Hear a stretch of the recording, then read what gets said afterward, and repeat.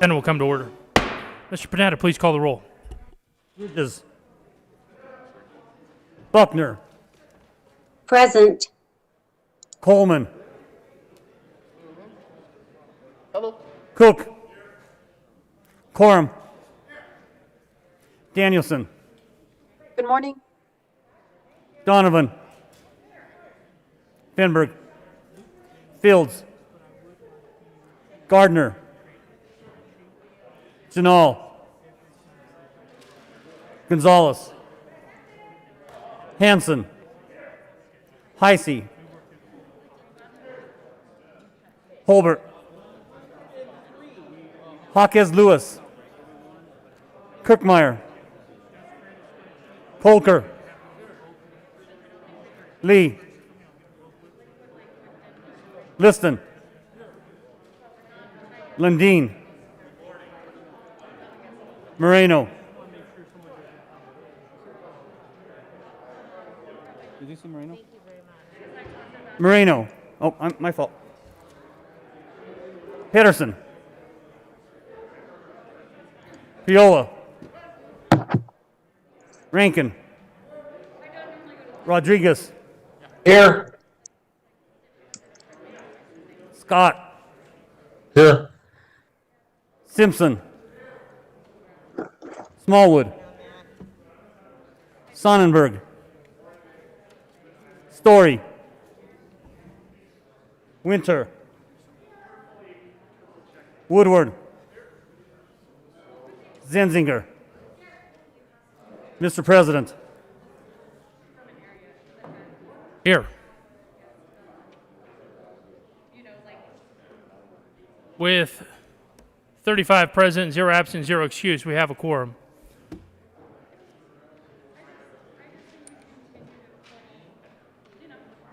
Would the good senator from Centennial please lead us in the Pledge of Allegiance?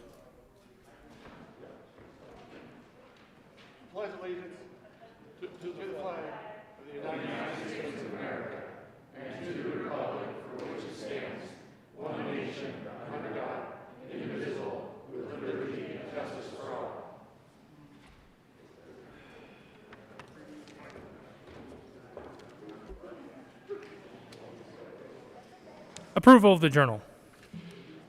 Thank you, Mr. President. Mr. President, if I may have just a literary moment real quick. There once was a freshman from the Springs who had to read the journal and such things. He could do it with a straight face, with such style, such grace, and with clever and wit could get unanimous votes as he sings. And with that, Mr. President, I move that the reading of the journal for Friday, February 22nd be dispensed with and that the journal be approved as corrected by the Secretary. Before the body takes up this motion, the good senator from Colorado Springs, Senate District 10, will be fined accordingly for his poorly done ditty. You have heard the motion. All those in favor say aye. All those opposed, no. The ayes have it, and the motion is adopted. Senate Services. March 1st, correctly printed Senate Bills 132, 133, 134, 135, correctly engrossed Senate Bills 4, 24, 79, correctly engrossed Senate Bills 41, 42, 43, 44, 45, 46, 47, 48, 49, 50, 51, 52, 53, 54, 55, 83, 90, 109, 110, 111, 112, and 113. Third reading of bills, consent calendar. Mr. Panetta, would you please read all of the bills listed on the third reading of bills consent calendar? Senate Bill 24 by Senators Hawkes, Lewis, and Rankin, and Representative Sullivan, concerning recognition of the 30th day of March as a commemorative state holiday and in connection therewith designated the 30th day of March as Welcome Home Vietnam Veterans Day. Senate Bill 4 by Senators Garcia and Representative Escar, concerning concurrent legislative jurisdiction over real property constituting the United States Army Pueblo Chemical Depot. Mr. Majority Leader. Thank you, Mr. President. I move the passage of all the bills on the third reading of bills consent calendar, which includes Senate Bills 24 and 4. Is there any discussion on any of the bills? Seeing none, the motion is the passage of all the bills on the third reading consent calendar. Are there any no votes on any of the bills listed?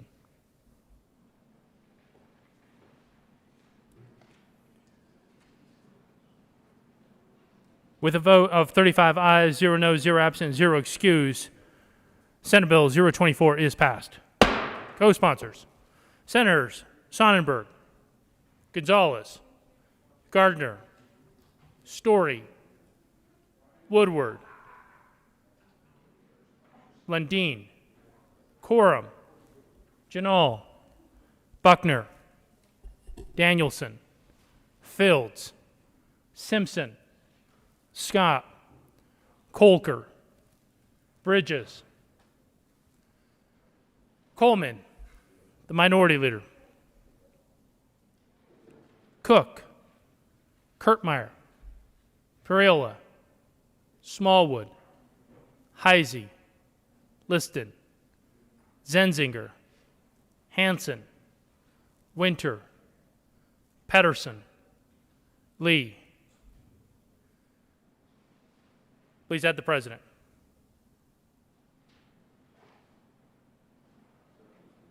With a vote of 35 ayes, 0 noes, 0 absent, and 0 excused, Senate Bill 004 is passed. Co-sponsors.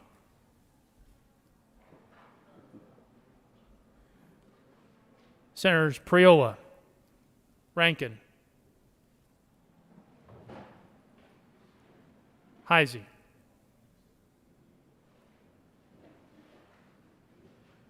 Third reading of bills. Third reading of bills, final passage. Mr. Panetta, will you please read the title to Senate Bill 079?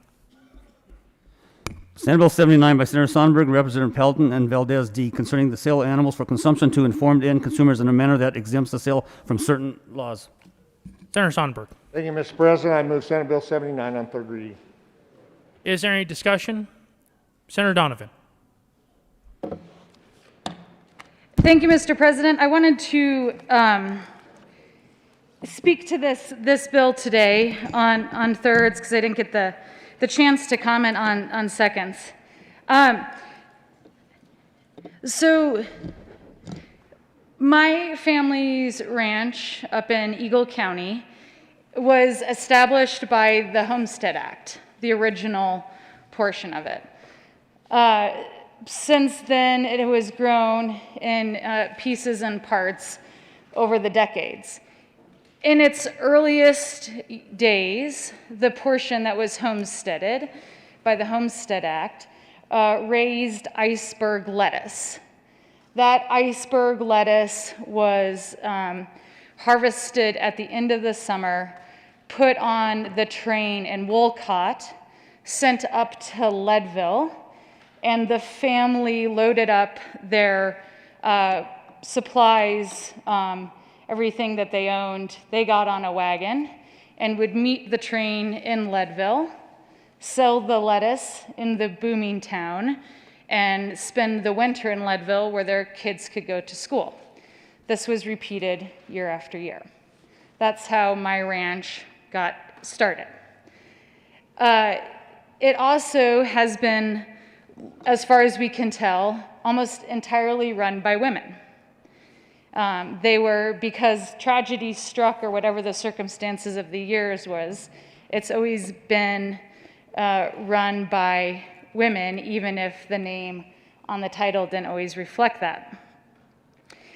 Our water right dates to 1889. Our water right is what you would call a step-across water right. It is a tiny little creek that runs down our main valley. Our property, and normally you don't talk about the size of your spread, but our property is now 400 acres. That's a little less than a mile by a mile if you take out the corners. It's roughly T-shaped. Within that 400 acres, we are able to water about 30 acres. That's one that in our little narrow valley. That's the bottom land of the one valley that we have. The balance of that 400 acres is wild. It's where the bobcats and the salamanders and the flickers and the great horned owls and the elk and the deer and the bears wander and call home. The 30 acres that used to be iceberg country is now where we grow grass that maintains our herd in the fall. The herd is a couple dozen Highland cattle.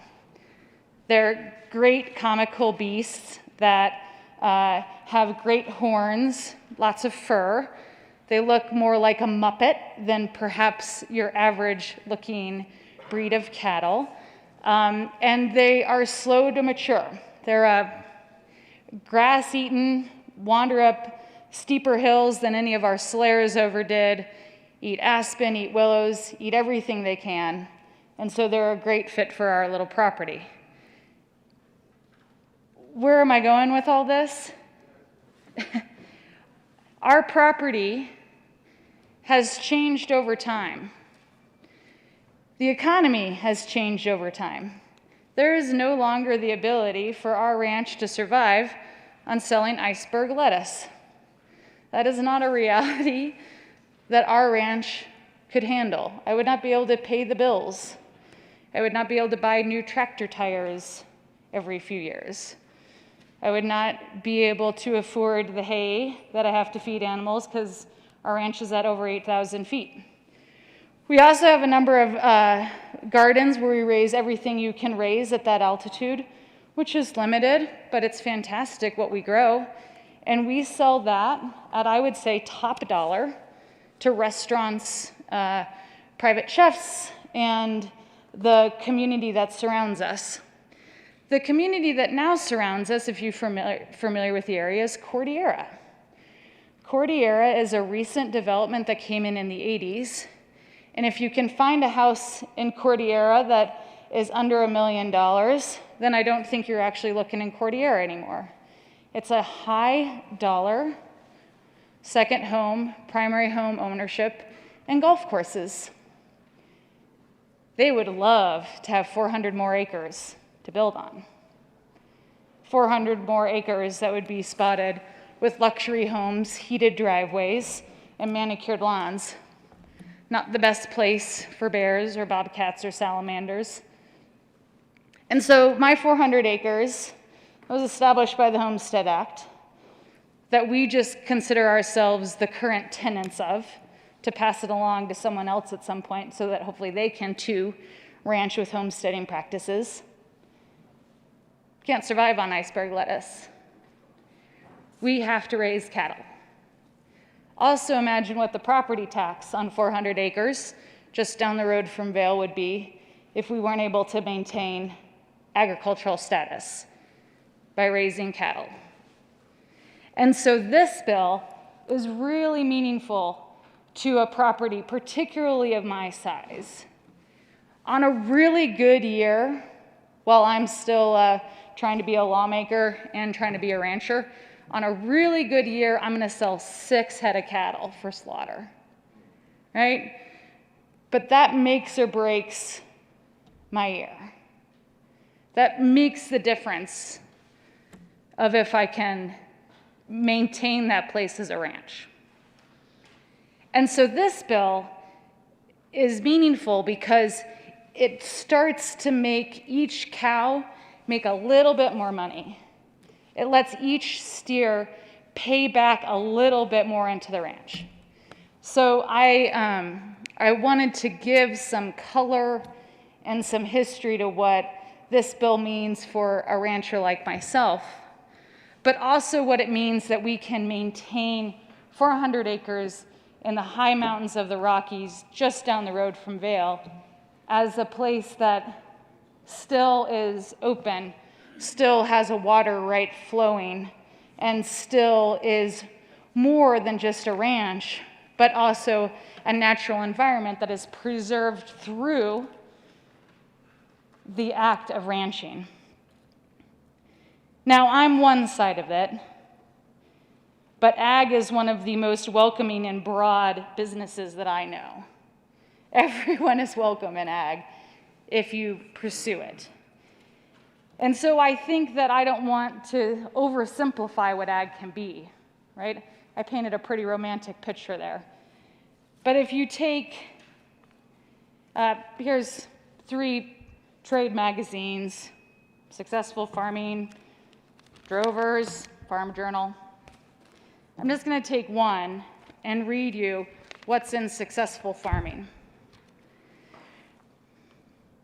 Residue management. In tillage, it's versatility first. Intelligent machines, AI comes to farming. New tech and traits. Managing weeds, connecting in the field, sensors help farmers. Drone use, farmers gain ground with end-to-end solution. Tracking weather, clean water, healthy soil. Autonomous pivots, fully automatic irrigation is a reality. High quality grain, consumer preferences drive demand. Digital grain sales, farmers are selling grain online. The COVID-19, taking stock of lessons in the pork industry. Healthy herd, carrying on the farming tradition. Agriculture is a broad and wonderful industry that has a place for folks like me who will maybe slaughter 6 animals a year and provide some great steaks to the local community.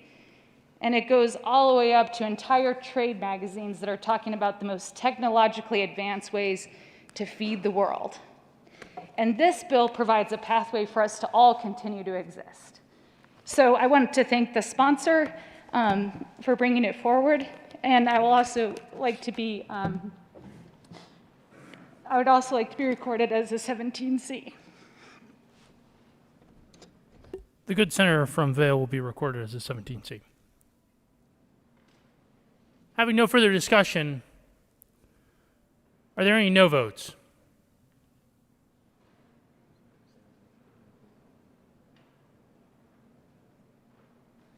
With 34 aye votes, 0 no, 0 absent, and 1 17C, Senate Bill 079 is passed.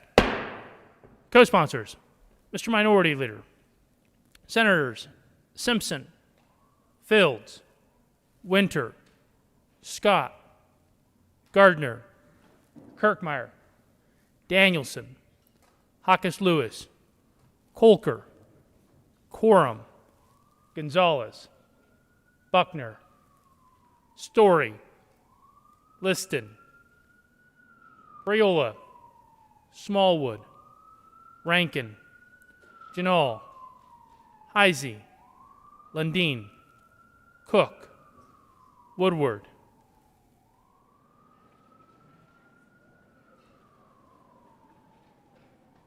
Please add the president.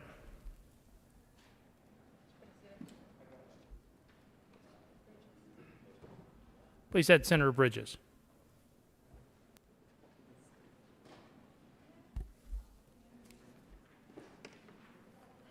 Second reading of bills, consent calendar. Senator Gonzalez. Gracias, Presidente. I move the Senate resolve itself into the Committee of the Whole for consideration of general order, second reading of bills, consent calendar. You have heard the motion. All those in favor say aye. All those opposed, no. The ayes having the motion is adopted. The Senate will resolve itself in the Committee of the Whole for consideration of general order, second reading of bills, consent calendar, and Senator Gonzalez will take the chair.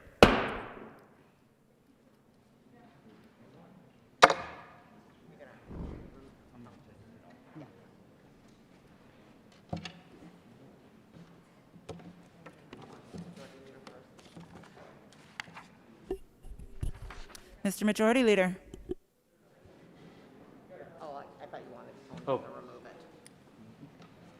Thank you, Madam Chair. There has been a request to remove Senate Bill 8 from the consent calendar, and it will be on general orders, second reading of bills instead. All right. Okay, the committee will come to order, and the court rule is relaxed. Mr. Pineda, will you please read the titles to all of the bills on the general order, second reading of bills consent calendar? Senate Bill 17 by Senator Heisey concerning sexual contact between a student and an educator in violation of the public trust. Senate Bill 68 by Senator Gardner and Lee and Representative Soper and Snyder concerning the enactment of the Colorado Revised Statutes 2020 as the positive and statutory law of the state of Colorado. Mr. Majority Leader. Thank you, Madam Chair. I move for the adoption of all the bills on the consent calendar and their associated committee reports, which includes Senate Bill 17, along with the Judiciary Committee report, and Senate Bill 68. Is there any discussion on any of the committee reports? The motion before the body is the adoption of all of the report to all of the bills on the on the general order second reading of bills consent calendar. All those in favor say aye. Opposed, no. The ayes have it, and the reports are adopted. Is there any discussion on any of the bills on the consent calendar? Seeing none, the motion before the body is the adoption of all of the bills on the general order second reading of bills consent calendar. All those in favor say aye. Aye. Opposed, no. The ayes have it, and the bills are adopted. Majority Leader Fenberg. Thank you, Madam Chair. I move the committee rise and report. You've heard the motion. All those in favor say aye. Those opposed, no. The aye has it, and the motion is adopted. The committee will rise and report.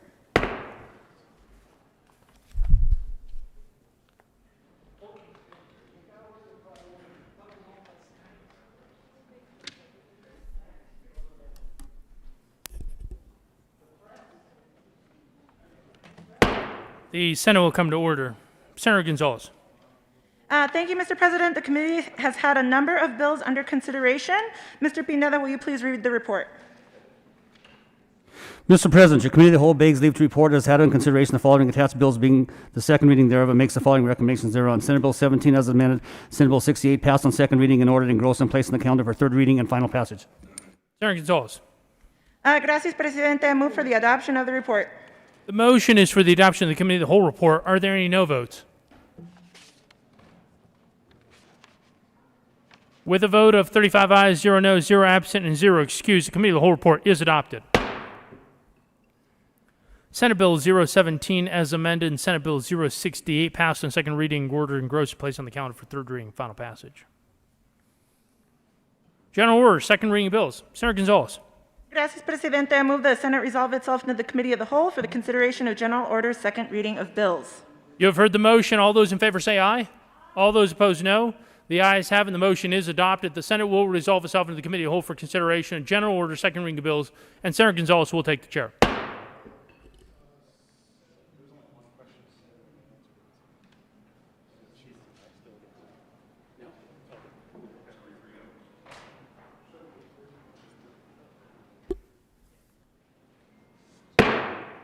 The committee will come to order and the coat rule is relaxed.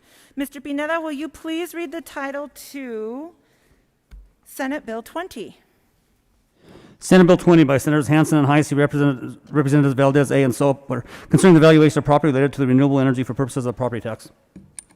Senator Hansen. Thank you very much, Madam Chair. I move Senate Bill 20 on second reading. Thank you. To the bill, Senator Hansen. All right, thank you very much, Madam Chair. Very pleased to be offering this bill with my good friend from El Paso County. This bill is basically designed to give property tax parity to different types of renewable energy and storage equipment. It also changes over to an income versus cost-based approach for property tax valuation, which we believe is more appropriate given the cash flows of these projects. And I urge an aye vote on Senate Bill 20. Senator Heisey. Thank you, Madam Chair. The good senator from Denver cringes a bit when I say this, but I really do tend to be a bit more of the all of the above when it comes to energy than he is. But trust me, this is part of all of the above. This is about a complete generation and dispatchable energy package that should be taxed and treated as one unit. Not doing so makes about as much sense as taxing your house on one rate and your garage on another rate. So with that, I urge you to vote aye in helping lower taxes. Senator Lundin. Thank you very much, Madam Chair. Appreciate the bill sponsors bringing this bill forward.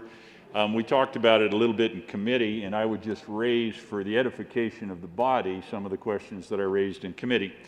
What we find ourselves in the circumstance here is we, as the government, on behalf of the people, are providing an indirect subsidy by lowering taxes on a certain product, a certain industry, a certain set of issues, which in this case is batteries for storage of energy.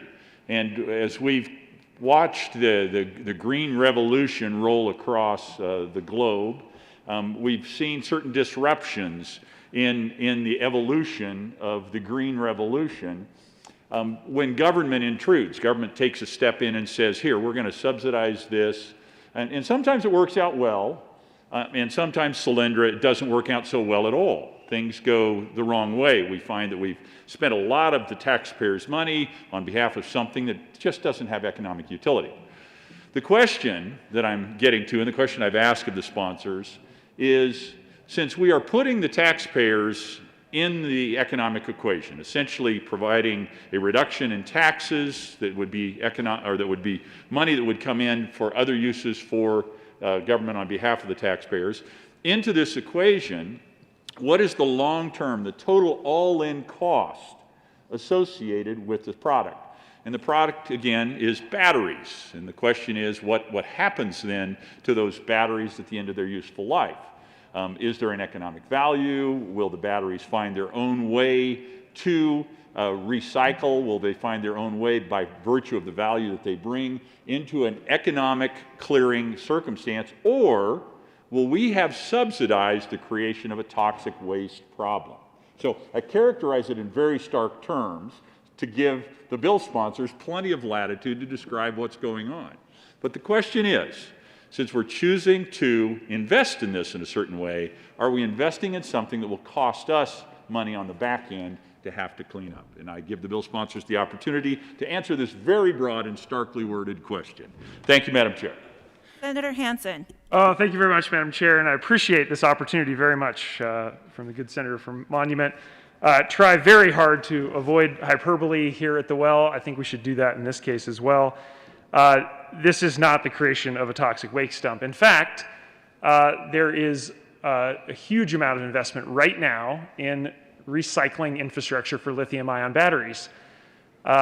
Lithium is a very valuable material. Like we do with steel and aluminum, they are recycled at very high rates, and I have no doubt the same will be true for lithium. The other thing I want to point out is that the lithium-ion is the current technology that is the best in class for grid-scale storage. It certainly is going to have a lot of competition to remain the top of class. There are vanadium flow batteries, there are green hydrogen opportunities, there are compressed air storage opportunities. There are many new technologies that are coming down the pike that will give lithium-ion a run for its money. So no toxic waste dump. In fact, I think we're going to see a very rapid investment in recycling capacity for a very valuable material. And it is highly likely in the future there will be a whole portfolio of additional storage technologies. The Senate will stand in a senatorial 5.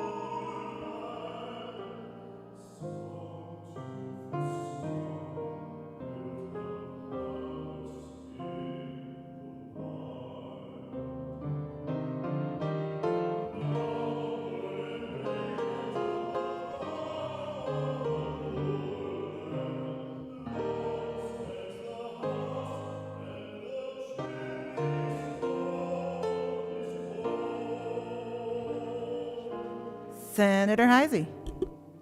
Thank you, Madam Chair. And I would just like to address is the taxpayer going to be on the hook question? Let's assume things go completely wrong and there's not a lot of value left in these when they come to the end of their useful life. I can tell you what one county does, and if your counties are not doing this, you need to check with your commissioners. Absolutely, there needs to be a bond placed for the cleanup and the return of this property back to its original state.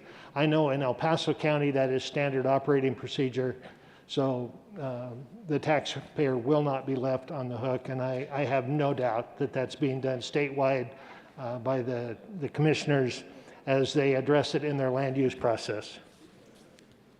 Senator Rankin.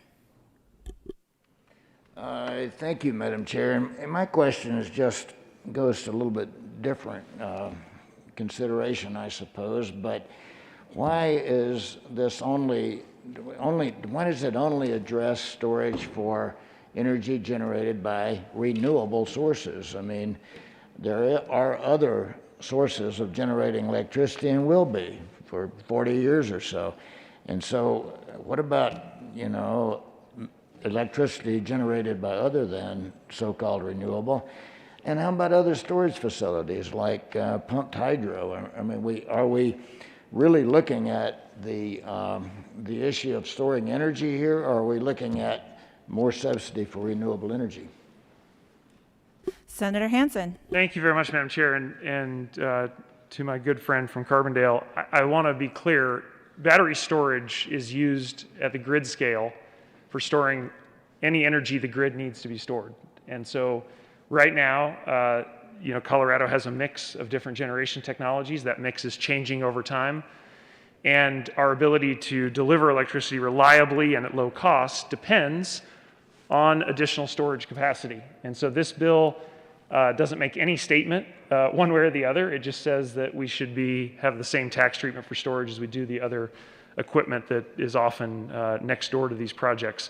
And I think the comment was made in the opening remarks about why would you have a different tax rate for the house and the garage. That's essentially what we're trying to fix here. It's not a policy statement about the energy mix overall in the grid. Senator Lundin. Thank you very much, Madam Chair. And I appreciate the response to the questions that I raised earlier. I appreciate the response to the questions raised just now. And to the extent that this, in fact, is a piece of the puzzle in this riddle of energy that does make room for all of the above, and with the caveat that we should, in fact, make sure that we are accounting for the entire life cycle cost of all these different things that we choose to interrupt the economic factors of. Because I believe that this is dealt with reasonably well, although I am slightly concerned. I want to be clear, I am a yes vote on this, but I just want to call out for the record that all of the above is a necessary part of this, and complete life cycle costs of some of these different technologies that we're beginning to look into and throwing money at from the government level is an important consideration. Thank you, Madam Chair. Seeing no further discussion, the motion before the body is the adoption of Senate Bill 20. All those in favor say aye. Aye. Those opposed, no. The ayes have it, and that bill is adopted. Mr. Pineda, will you please read the title to Senate Bill 73? Senate Bill 73 by Senators Danielson and Corman, Representative Michael Janae and Soper, concerning changing the statute of limitations applicable to civil actions alleging civil misconduct for which the statute of limitations has not yet run as of January 1st, 2022. Senator Quorum. Thank you, Madam Chair. I move Senate Bill 73. Ask for an aye vote. To the bill. Seeing no further discussion, Senator Gardner. Thank you, Madam Chair. I want to begin by thanking the sponsors for bringing this bill and saying so sincerely. This bill, which is entitled Concerning Changing the Statute of Limitations Applicable to Civil Actions Alleging Sexual Misconduct, for which the statute of limitations has not yet run as of January 1, 2022, is an important bill and an important public policy decision. What this bill is about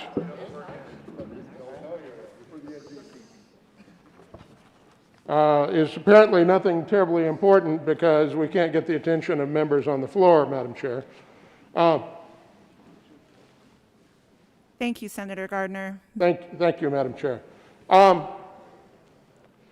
This bill is about a particular issue in civil law. First of all, I've had people ask me about this bill, and I've had to explain this is not about criminal causes of action for sexual assault, because criminal charges for sexual assault currently have no statute of limitations in Colorado, as is the case with murder. But we do have, and have had for some time, a 6-year statute of limitations for sexual assault. Now, I don't want to take everyone's time this morning, but I'm trying to decide kind of where to begin here in our second reading debate. I think I first saw a version of this bill in about 2007 or 8, 9 in the House. It died in Judiciary Committee. It died in Judiciary Committee with a Democrat majority committee because it essentially abolished the statute of limitations. Now, there are good and valid reasons for statutes of limitations. If you ask anyone in the law, why do we have statutes of limitation? Why do that? Well, it requires people to bring their cases before they become stale. After passage of time, evidence becomes difficult to gather. It becomes difficult to defend these cases. Sure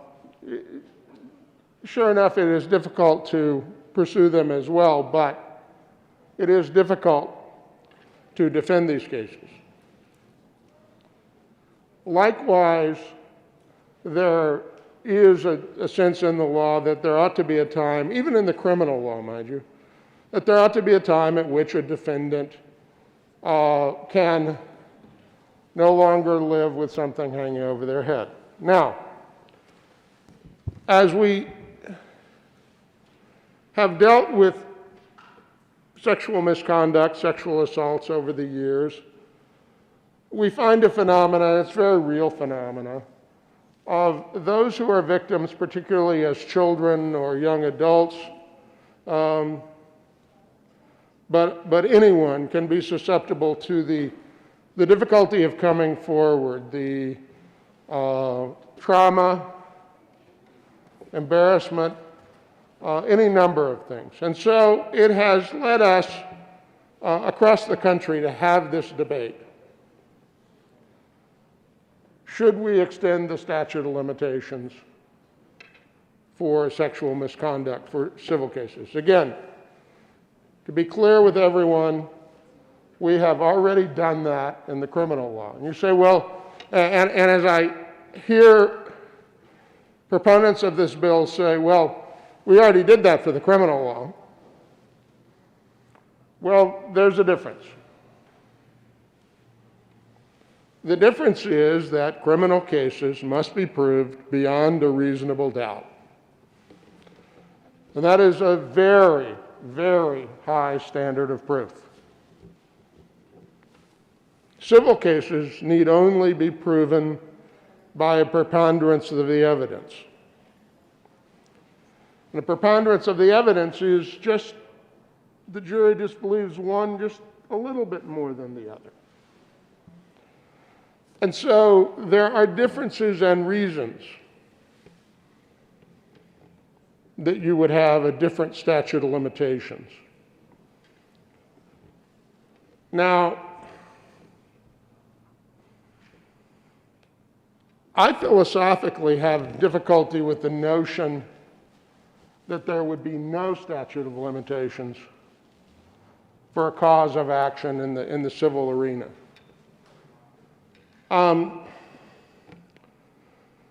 One difficulty with the procedure as this bill has gone through the system is that it was not referred to the Judiciary Committee, it was referred to Health and Human Services. And the reality is, the president, or in the other chamber, the speaker, can assign a bill anywhere they want to. I've had some members say to me over the years, can they do that? There is no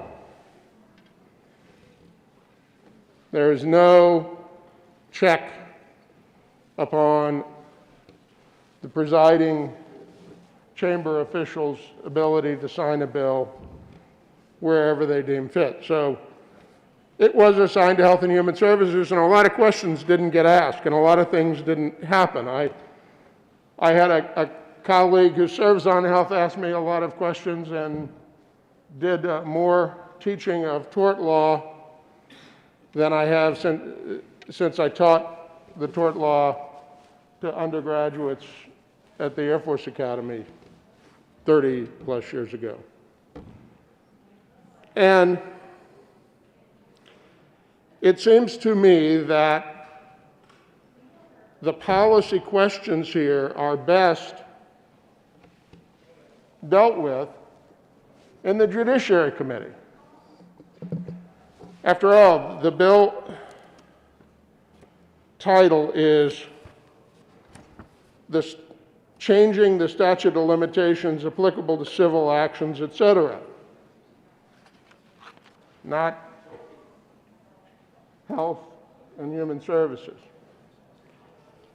So as a very beginning, before I speak more, Madam Chair, I move that Senate Bill 73 be referred to the Committee on the Judiciary for further hearing and consideration. Senator Quorum. Thank you, Madam Chair.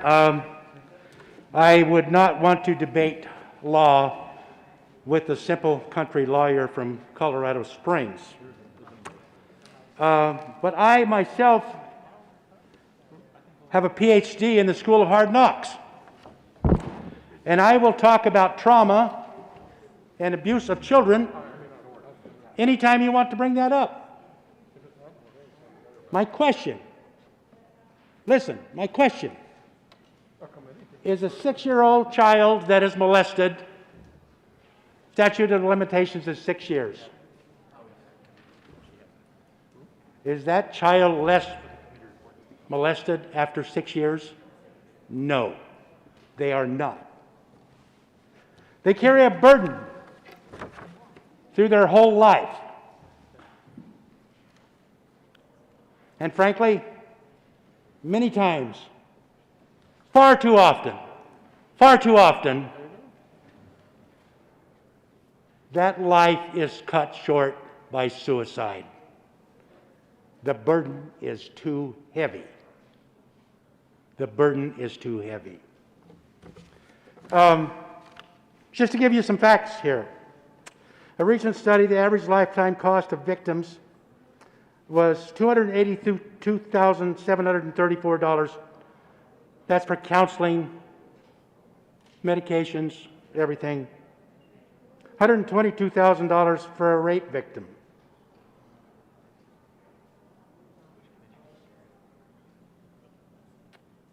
Is that fair that someone who molests a child says, well, the clock ran out. 6 years, I'm home free.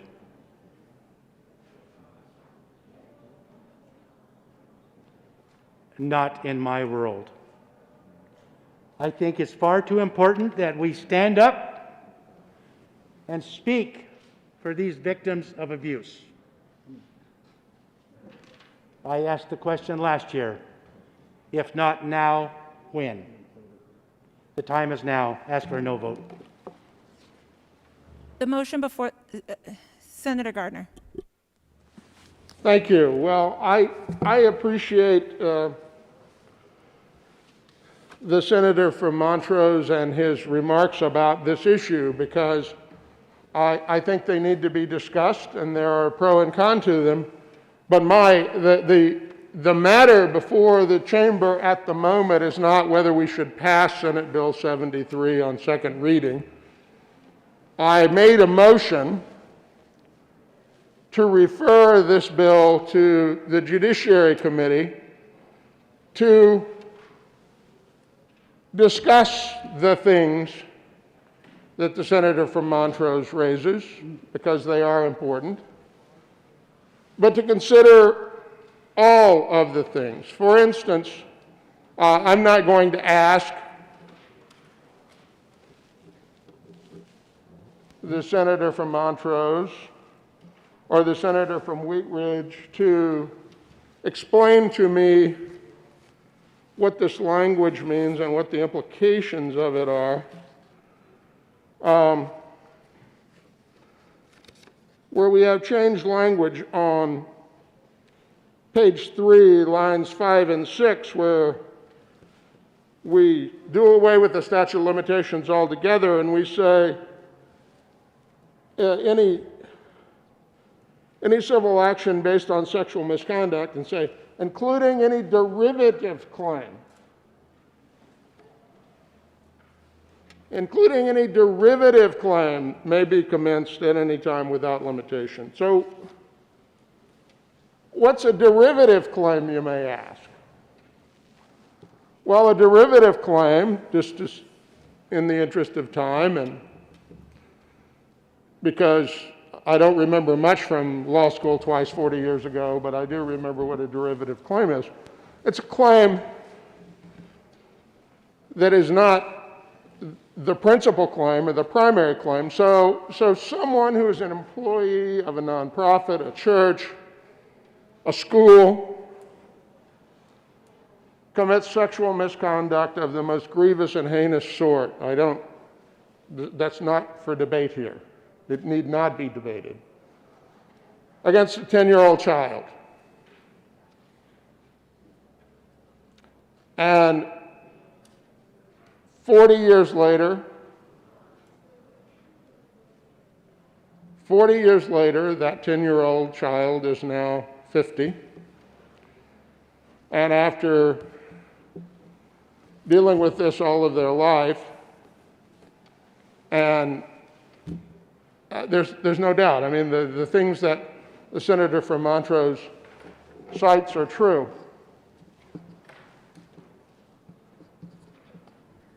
But it turns out that the perpetrator, the tortfeasor, is deceased. And even before he or she was deceased,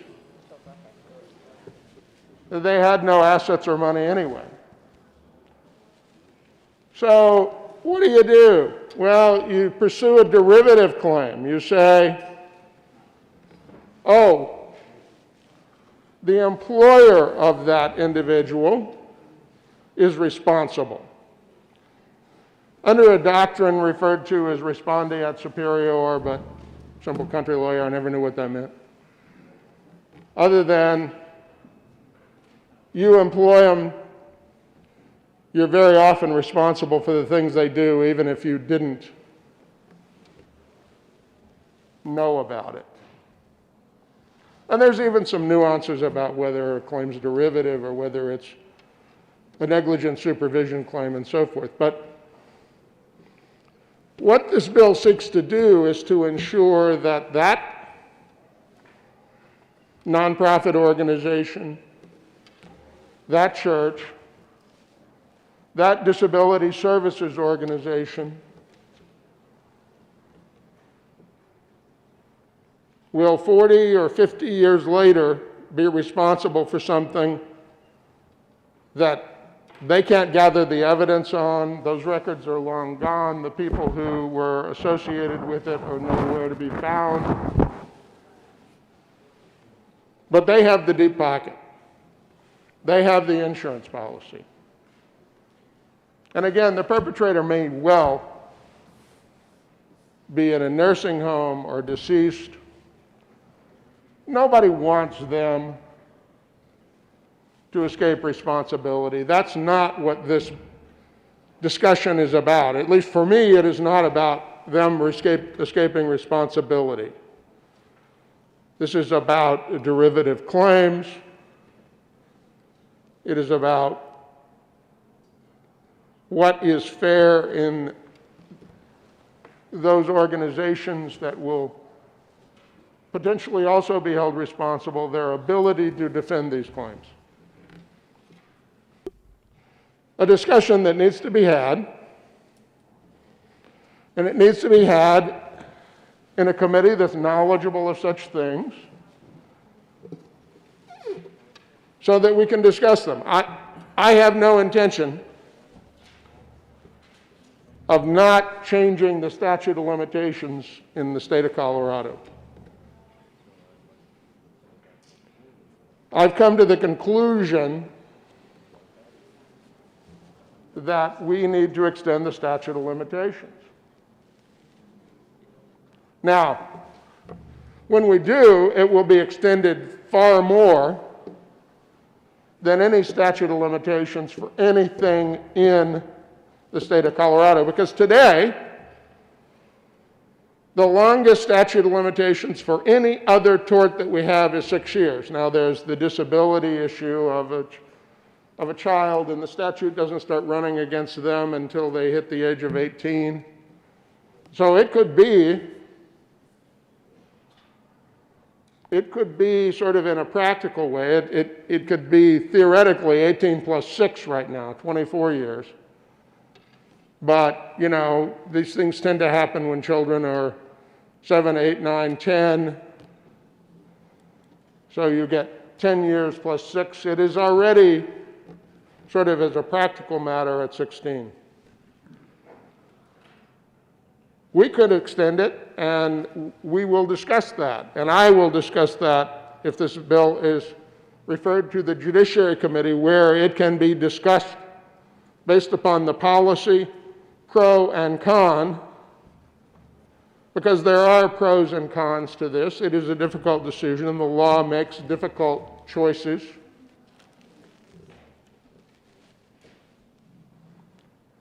We do it all the time and every day.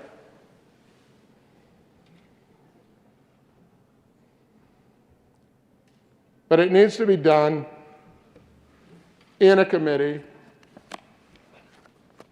where someone knows what a derivative claim is, and someone knows what the longest statute of limitations is in the state of Colorado. I ask for an aye vote to refer this bill to the Judiciary Committee. Senator Coram, followed by Senator Smallwood. Thank you, Madam Chair. Always enjoy listening to the good senator from Colorado Springs, even though these are not billable hours that we're talking about here today. But I do, as I said, I will not debate the law with the good senator who struggled through 2 law degrees, but derivative claims, I don't think, right now, I think it is that a 6-year-old would have to be a part of the civil suit, would be subjected to further trauma. I don't think that is correct. I do believe this bill had a fair hearing, and it came out of committee unanimous, so I asked for a no vote again on the amendment. Senator Smallwood. Thank you, Madam Chair. Thank you, colleagues. So I want to be really, really clear about one thing. I was a yes vote in committee on this bill. I'm not standing before you trying to give you a reason why you should oppose this bill, because I don't oppose this bill. It's a yes vote in committee. I'll probably be a yes vote on the floor. But colleagues, what I want you to ask yourself is something this grave worth perhaps one more week of our time? We are not in the last week of session. We're not in the last month of session. We have got time to make sure that we are making the best policy that we possibly can. And although my hunch is that none of you will take me up on this, I would ask you to consider going back and listening to the Committee on Health and Human Services, where we heard this bill. The only bill that I can think of in the 5 years that I've served on the Health and Human Services Committee where we've heard something that appears to me so logically to be legal matters that in my 5 years have been heard by Madam Chair, the good senator from El Paso County, the other senator from El Paso County, who know what questions should be asked. Because if you go back and watch our committee meeting or listen to our committee meeting, what I want you to pay careful attention to is how many questions were asked. How many questions were asked of the sponsors? How many questions were asked of the proponents? How many questions were asked of the witnesses? Because you'll find there were very, very, very few questions asked. And what I'm asserting is that people like me perhaps didn't know exactly all the questions to ask. That maybe we weren't experts in derivative claims or tolling or statutes of repose or all these other terms that candidly I've never heard in the Health and Human Services Committee before. Perhaps, just maybe, we are not giving this bill the proper due, what it really needs to make the best policy. So again, I'm not here telling you you should oppose this bill or support this bill. What I'm asking you is, what's wrong with taking one extra week to where people who know the questions to ask could ask those questions? Here's what I did ask. For example, here's what I did ask. Multiple times when I was lobbied of the proponents of the drafter, I believe, is exactly what the good senator from El Paso County rattled off like he's heard it a gazillion times, which is, give me some sort of benchmark here. My colleagues will back me up. I asked this question in committee. Give me some sort of benchmark here. What other torts have no statutes of limitations in our state? That's the question I asked. What was I told? Senator, sit down, Senator. We'll get that to you. Okay? I asked this of the lobby, and I asked this in committee. Do you know how many times I got the answer? Today, from the senator from El Paso County. That's when I got the answer. And I'm hoping it's true, I'm hoping I'm not getting false information, is that this would be the only tort that has no statute of limitations. Don't you think that's kind of important for somebody voting on the bill in committee to know? That it would be the only tort of all of the god-awful, horrible things that human beings can do to each other. We have said there's only one that we're going to treat this way. Now, should it be that way? Maybe. I voted yes in committee.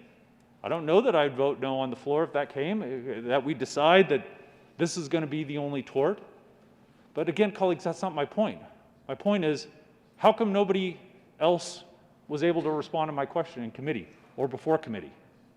How come I never got that list that I was promised of, how about giving me a list of the other torts, letting me know how many have a 2-year statute of limitations, how many have a 3-year statute of limitations, how many, which I said naively, have a 10-year or 20-year. Again, naively assuming that maybe some had. Madam Chair is probably going to laugh at me about that. She probably knows that off the top of her head, as would the senators from El Paso County. But in the Health and Human Services Committee, we don't typically hear things like this. So colleagues, I'm not trying to drone on, but I want you to please think about this.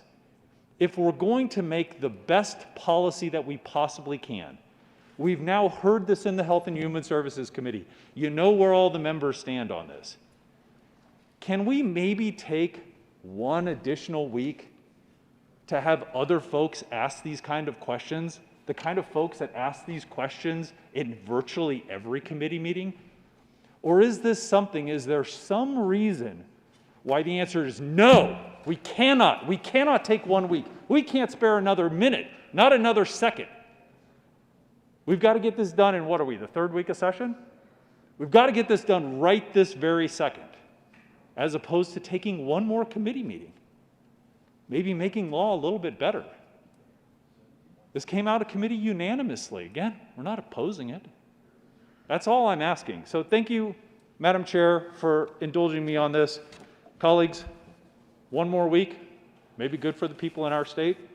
Thank you, Madam Chair. Senator Danielson. Thank you so much, Madam Chair. And I really want to extend my gratitude to the members of the Health and Human Services Committee because they did have a lengthy and robust committee hearing on Senate Bill 73. You know, the reason that it was in that committee is pretty obvious, that we're talking about survivors of sexual abuse who not only endure the abuse, but probably and most often time and time again over the course of many years. That kind of abuse requires mental health and medical treatment to try and recover. So what we did here in committee, we heard from 3 attorneys who made themselves available to answer any question from the committee. We heard from 5 national and state experts on sexual abuse and what's good for survivors. And we heard from many, many, many survivors themselves. So to relay to the folks who weren't in the committee hearing, this was emotional and powerful testimony from the survivors themselves. They described the molestation that they endured as young children from trusted adults in their lives. They described being victims of human trafficking, sex trafficking as a minor that went on for years. They told us about their rape. They told us about their abuse and what it did to their lives for decades after. We learned about the incredible costs, both medical and mental health treatments, associated with sexual abuse that is unequaled by almost any other type of crime. We learned that 10 states have unlimited civil statute of limitations. Arkansas, Connecticut, Delaware, Florida, Illinois, Minnesota, Nebraska, New Hampshire, Utah, and Vermont. So this is not an outlier. This is long overdue.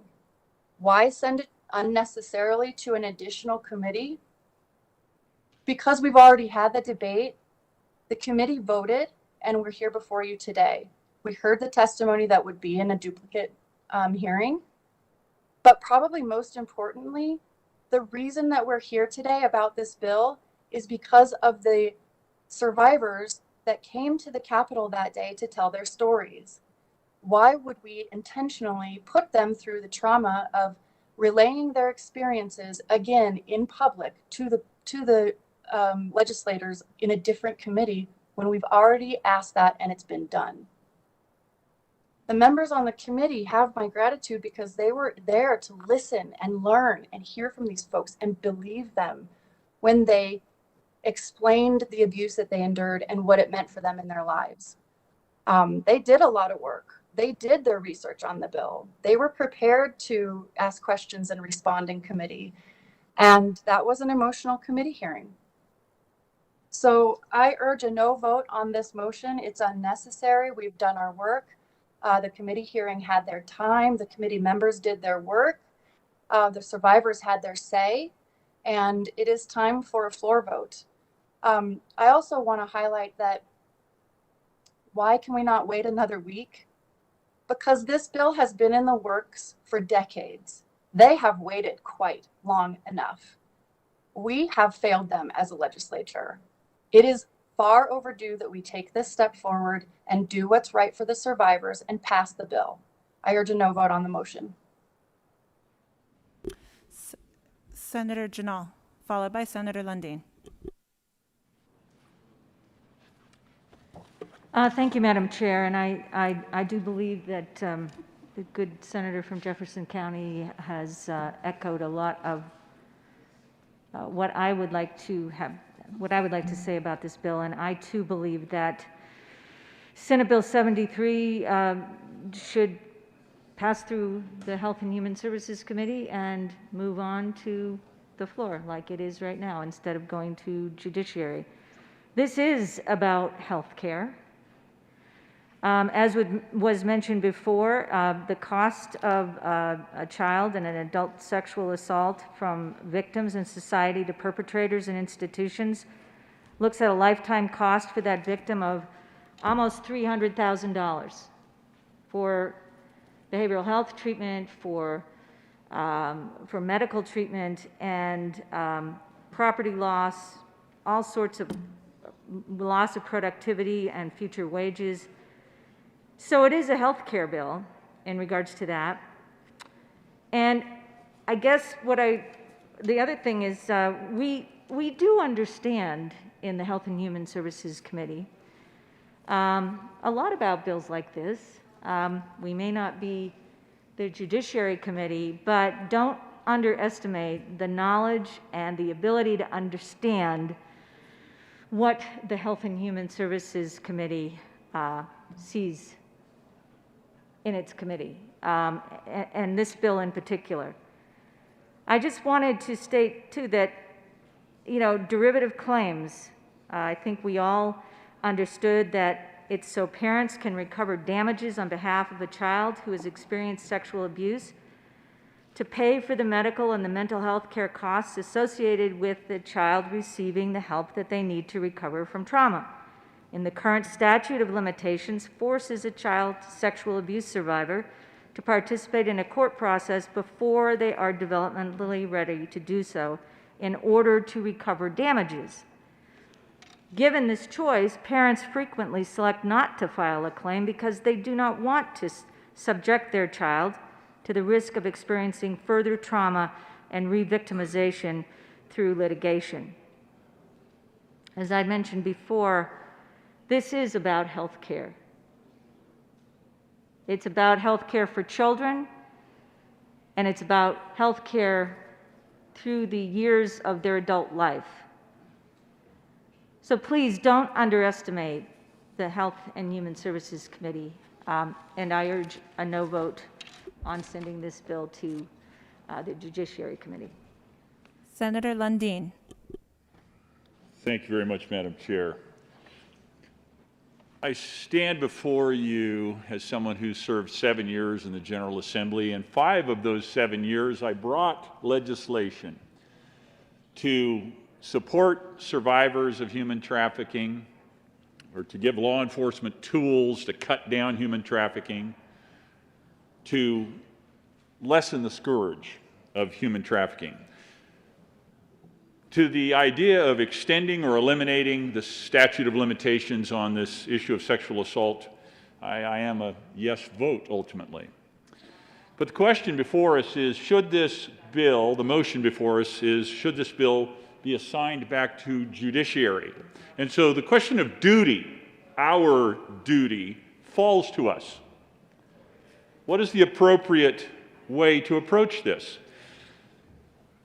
There is nothing more heinous, I think, than sexual assault that this bill, the core issue underneath, deals with. I had the benefit this weekend of taking a couple hours of personal time, and I watched the movie, The Man for All Seasons. A story about Thomas More and Thomas Cromwell, sprinkled with a fair amount of Henry VIII. At one point in the movie, Thomas More finds himself arguing on behalf of the devil. His son-in-law, or the man who will become his son-in-law, William Roper, says to More, "So now you give the devil the benefit of the law?" Sir Thomas More says, "Yes. What would you do? Cut a great road through the law to get after the devil?" The metaphors act here. Sexual assault is as close to the devil as you can get. William Roper, his soon-to-be son-in-law, says, "Yes, I'd cut down every law in England to do that." Thomas More says, "Oh?" And when the last law was down and the devil turned round on you, where would you hide, Roper? The laws all being flat. This country is platted thick with laws from coast to coast, man's laws, not God's. And if you cut them down and you're just the man to do it, do you really think you could stand upright in the winds that would blow then? Yes, says Thomas More. I'd give the devil the benefit of law for my own safety's sake. And that's the question we're asking ourselves. What is our duty? Our duty is to get this right. Do we all agree unanimously with regard to the underlying issue? I think we do. But how to do it well? How to do it in a way that honors the law and therefore honors all of us and protects all of us for all time is really the question before us in this motion. So I rise in support of the motion to send this to Judiciary Committee, not because I want to change where we're trying to get, but I want to change the composition of the law, perhaps, that we will end up with by virtue of giving it the careful vetting that it would get in Judiciary Committee. Madam Chair, thank you so very much for the opportunity to speak. Senator Fields, followed by Senator Cook, to the motion to refer Senate Bill 73 to the Judiciary Committee. Thank you, Madam Chair. And I'm really baffled about this argument in reference to send this bill back to Judiciary. Why? Because our role and responsibilities as lawmakers, we pass hundreds of bills down here. Hundreds of bills. I'm not a lawyer, I'm not a doctor, but I know how to read. And our guidance is based on the statute that guides our decisions. I am chair of the Health and Human Service Committee. And I can tell you, we had 16 witnesses that showed up in committee. We heard their testimony.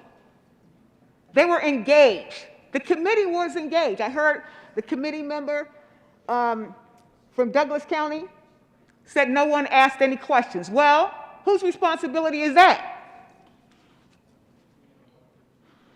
We all have an opportunity to ask questions. Either you ask the question or you don't. Either you need clarification or you don't.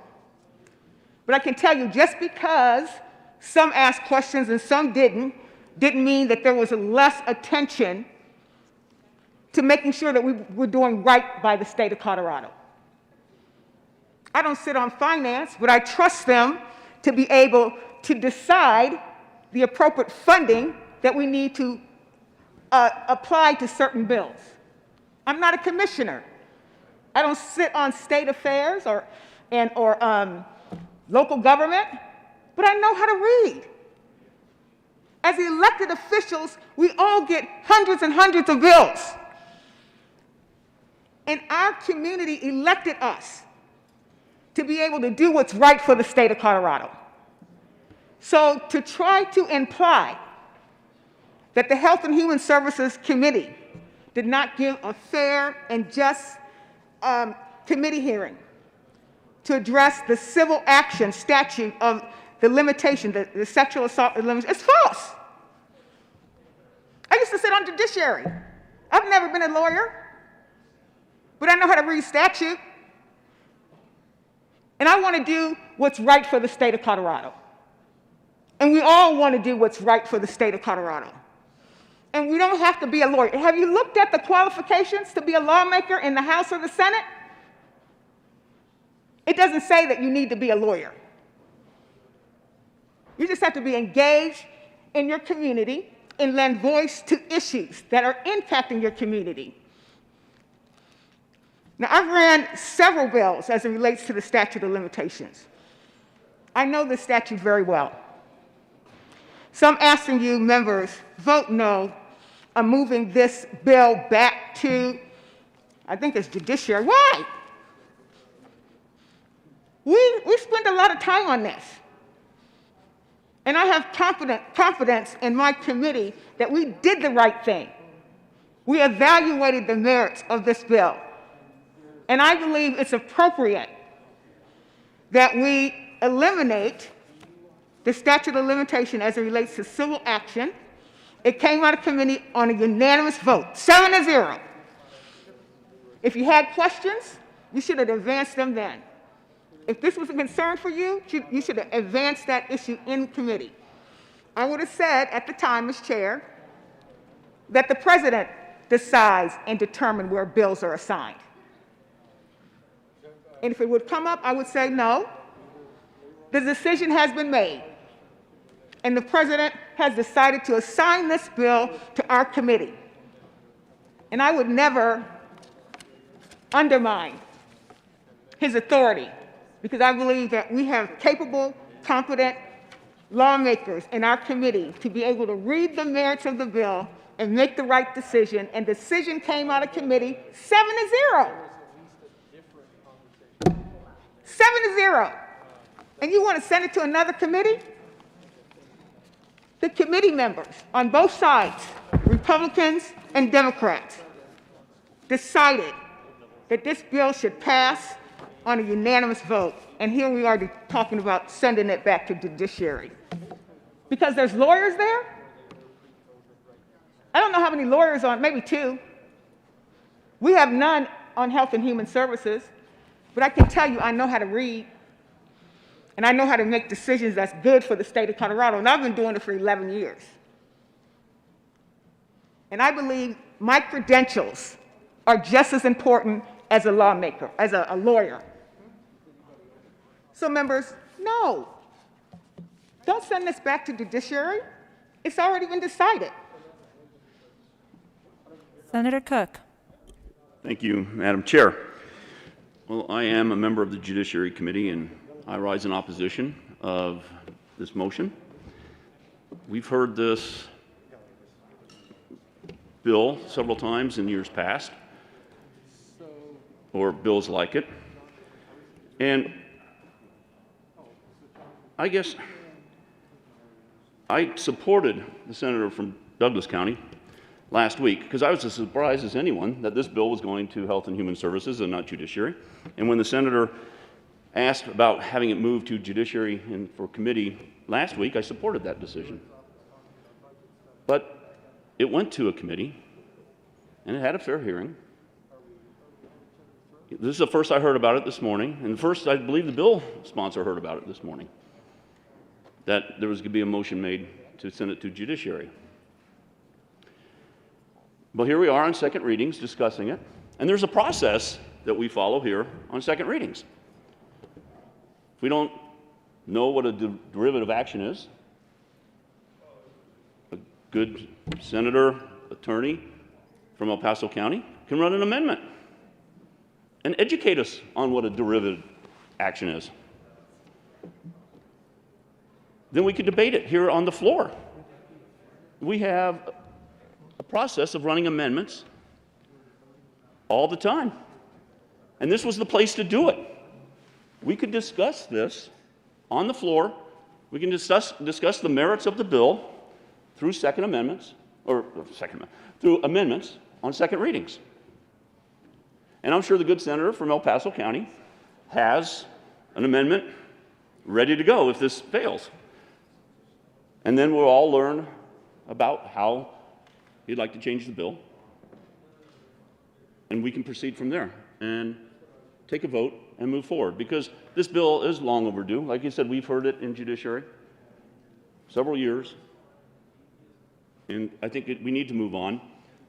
The argument of, hey, why are we rushing through this on the third week? We're not rushing through it. We've heard about it, like I said, several times throughout the years. And I can make that argument on any bill. Why are we going to vote on this bill in the third week? Why not just wait till the last week? So I would ask for a no vote on the motion to move it to the Judiciary. Senator Buckner. Thank you, Madam President. And I'm sitting here in my office remotely with no distractions, listening to everything that has been said so far.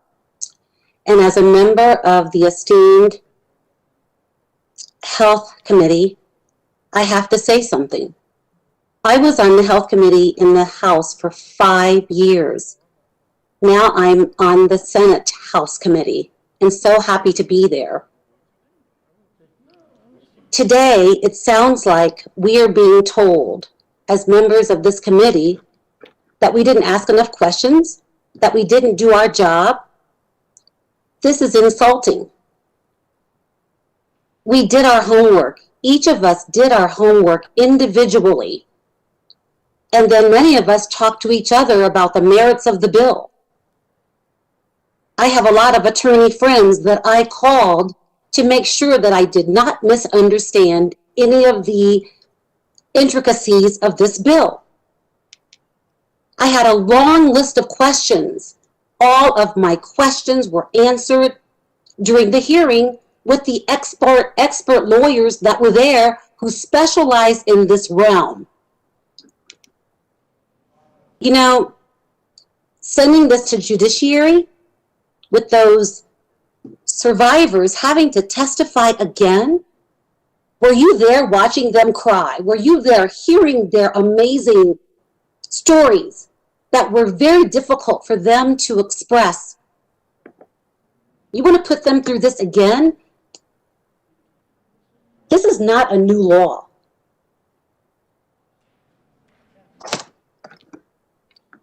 Senator Fields runs an excellent committee. She's tough.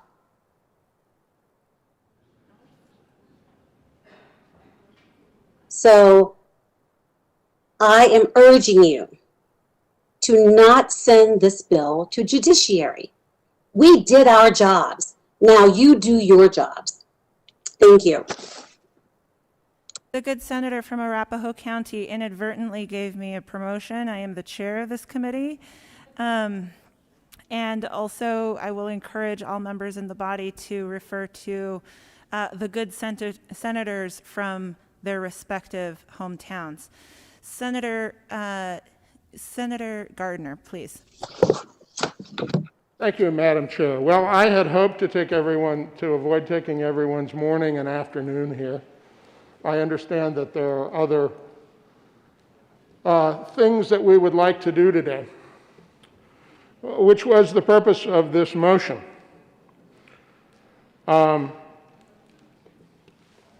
It was my hope that rather than bringing amendments to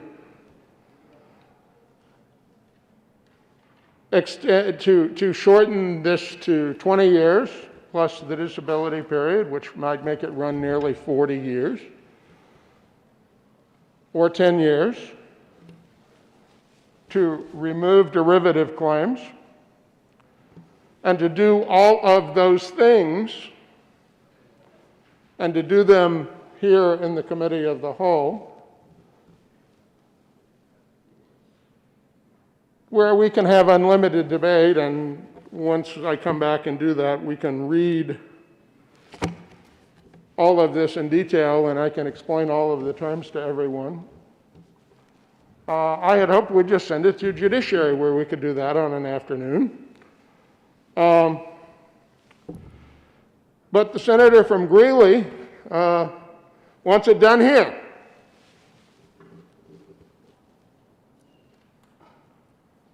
And by the way, I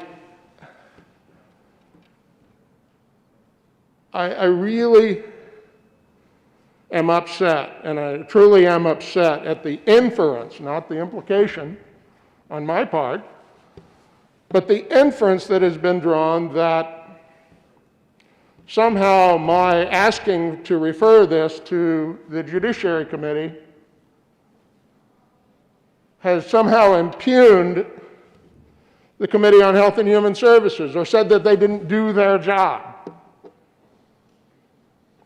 or that it's somehow improper, as was implied, to make a motion to move a bill from the Committee of the Whole back to another committee, or back to committee.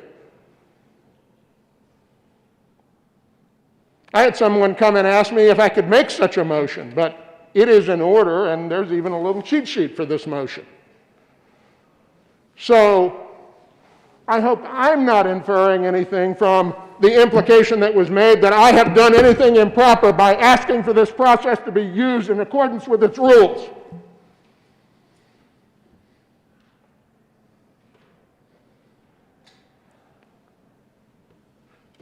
We regularly move things from committee to committee, not often, but with some regularity. I recall in the House one time, a bill was in the House Agriculture Committee, and it couldn't pass there because a representative had made a commitment that he would not vote against the bill, and it needed to pass, and so it got referred to Judiciary where the votes were there to move it on. Okay, it happened. That's part of the process, and that's the way it works. I resent the implication that making this motion is somehow improper and inappropriate. I appreciate all the debate about it, however. I appreciate the long and lengthy, thoughtful debate about whether we should or shouldn't move the bill. We haven't even gotten to the merits of the bill, but we can do so today. Or we can refer this to the Judiciary Committee, where we can take the 2 or 3 hours, probably less because we will vet these issues. I ask for an aye vote on the motion.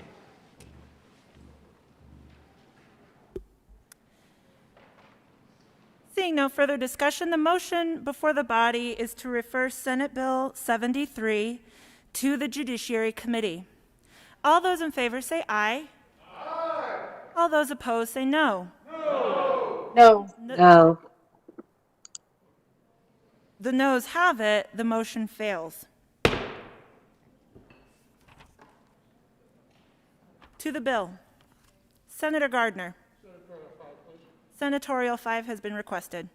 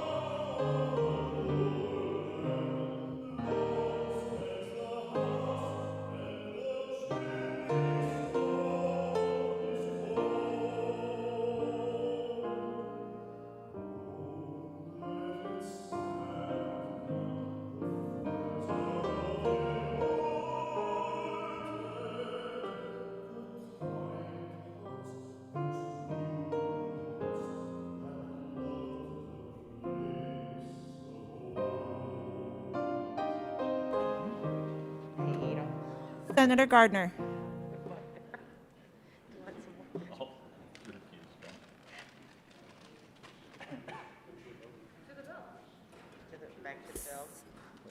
Senator Quorum. Thank you, Madam Chair, and I move for the passage of Senate Bill 73. Senator Gardner. Thank you, Madam Chair. Well, the bill itself takes an existing section of the Colorado Revised Statutes, and it's in Title 13, Article 80, Section 103.7. And it's entitled General Limitation of Action, Sexual Assault or Sexual Offense Against a Child. This is the title. 6 years. Definitions. So,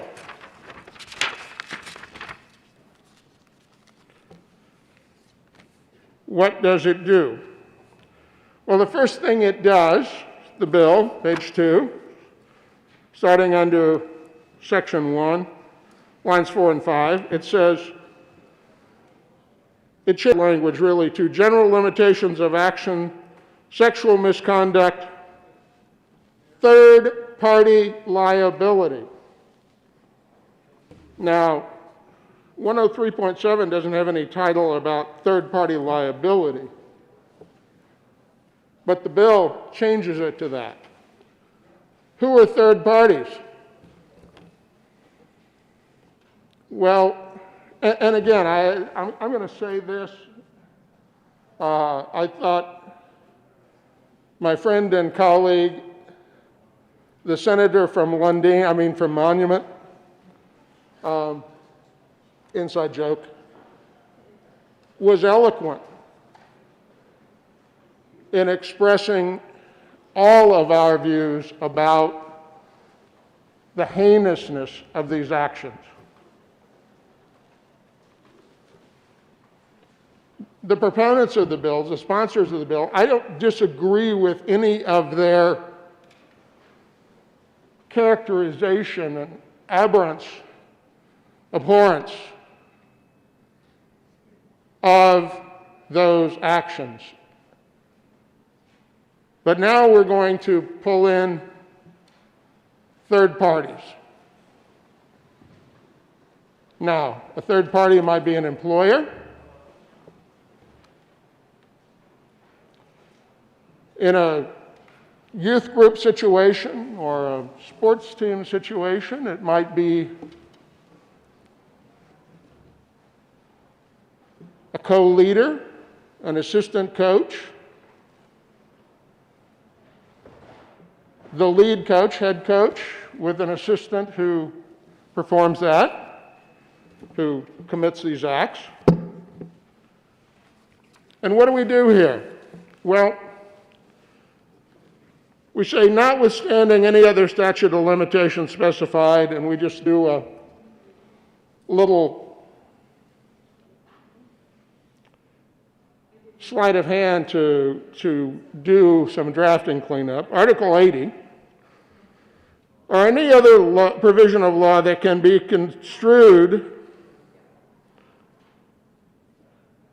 and we remove the words reduce the statutory period set forth, and we change that to limit the time period to commence an action described in this section. That's not particularly.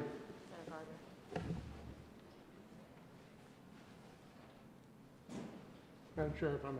Senator Gardner.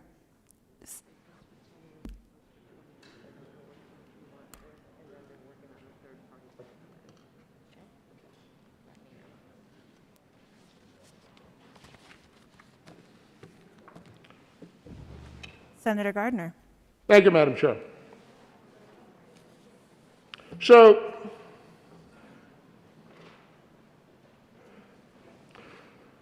what we do is we remove, this bill removes language that says that essentially the statutory period to bring an action is 6 years after a disability has been removed for a person under a disability, as such term is defined in subsection 3.5 of this section. Subsection 3.5, let me show you. Subsection 3.5 goes from here to the bottom of the page. Then it goes up to the top of the page. Then it goes here. So,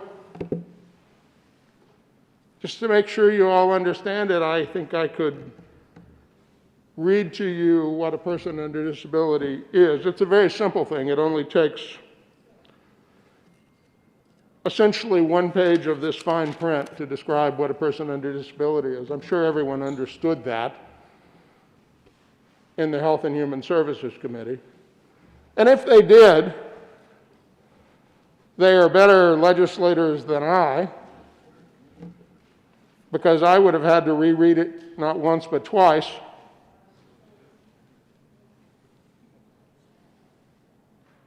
But what is a person under disability? Well, anyone under the age of 18, minors. Being a minor, it's always been kind of interesting to me that minors are under a disability being minors. Whereas those of us who are of a certain age with all sorts of infirmities, we're not under a disability. But the fact is, what this does is extend the statute of limitations, as I explained earlier, so that it doesn't start to run until someone reaches the age of majority. And by the way, if someone was under a guardianship, someone had mental infirmity such that they don't have capacity, if you will, the statute of limitations might never run against them. In any case, what we've said in the past is that this statute of limitations is the longest that we use in Colorado, 6 years. And now we don't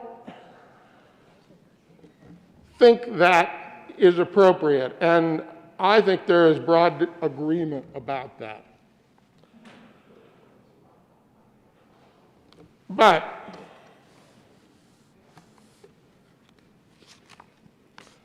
given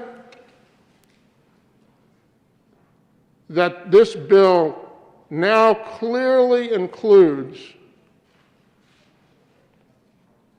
third parties on derivative claims, those who did not commit the act may not have even known the act was committed. Organizations with no knowledge of what occurred in their organization 40 years ago might be stuck defending an action. Because it says, including any derivative claim, may be commenced at any time without limitation. So,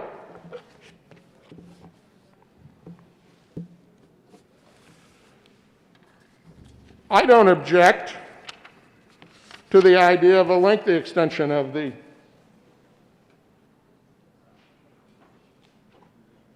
statute of limitations.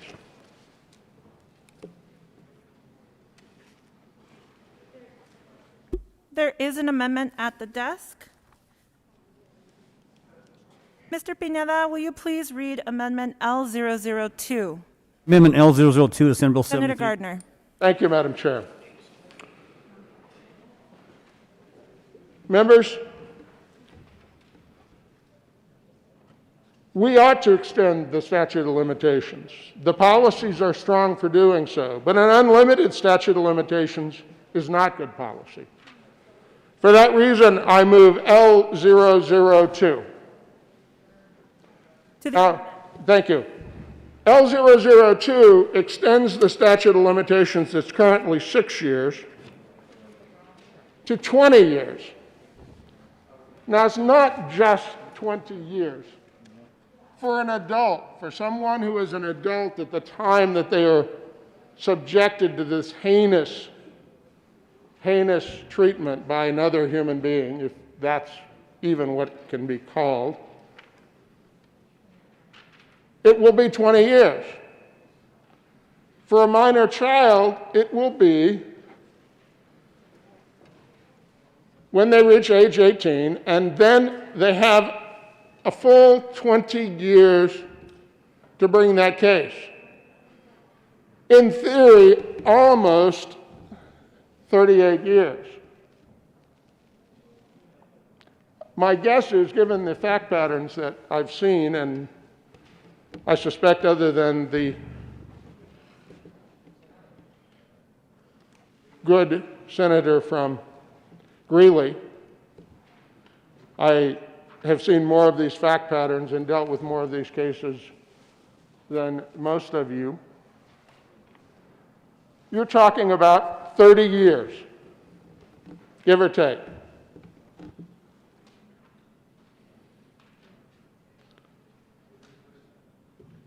And if you're going to include, as this bill does, third parties, and you're going to require third parties to come in and defend these cases, they are going to have a lot of difficulty. garnering evidence, gathering evidence, defending themselves, while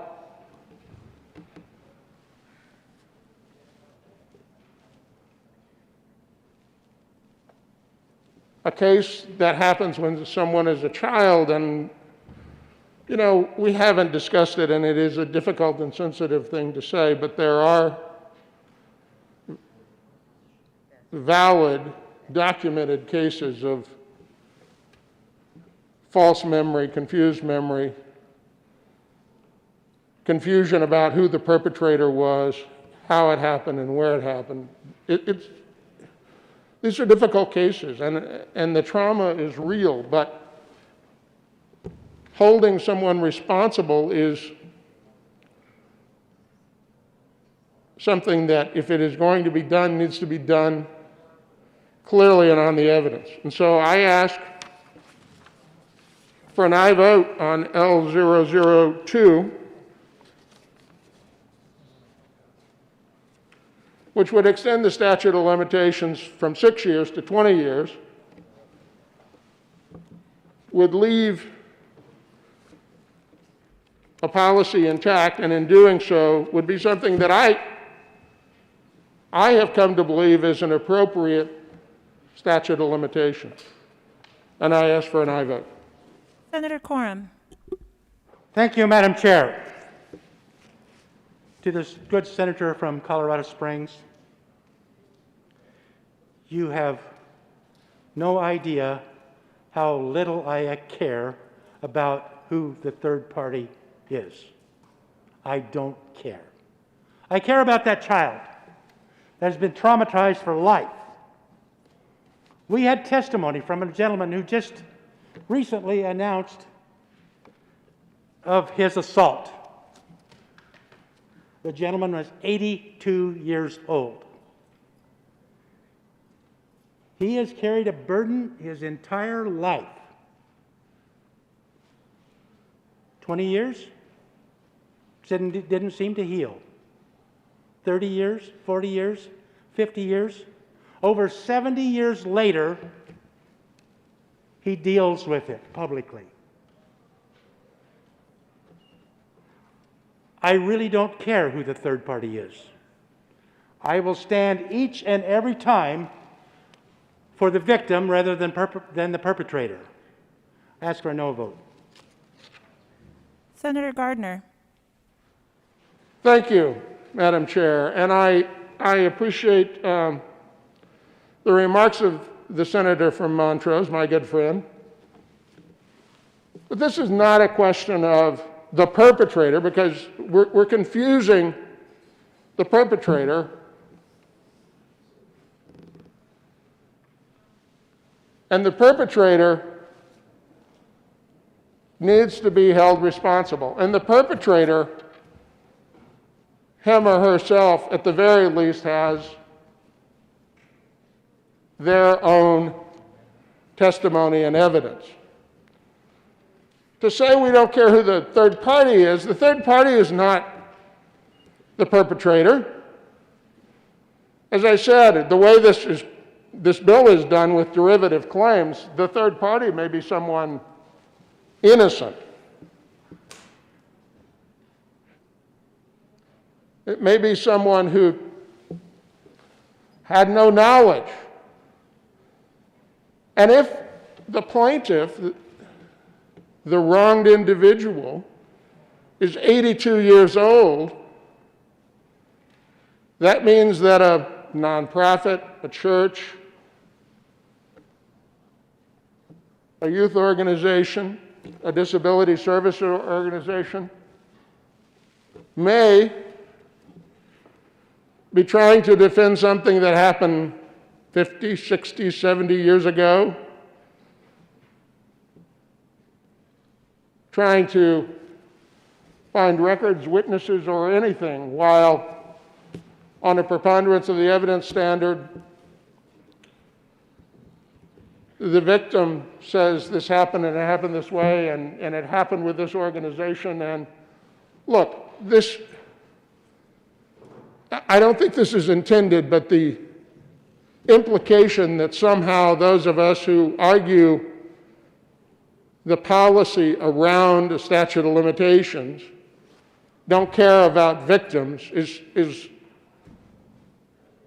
appalling to me. I try to maintain my own level-headedness when I hear that implication about what is a serious policy question.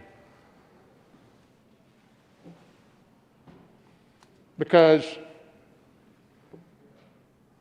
if a third party has knowledge, if a third party knew, if a third party failed to supervise, then they're not a third party. Something we could hash out and could have hashed out in judiciary. They're not a third party in that case. They're a first party.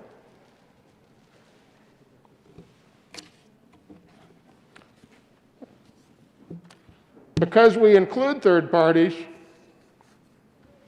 we need some statute of limitations for those organizations who may well be without knowledge. Clearly, the people running them today will have had no involvement whatsoever. I ask for an aye vote on L002.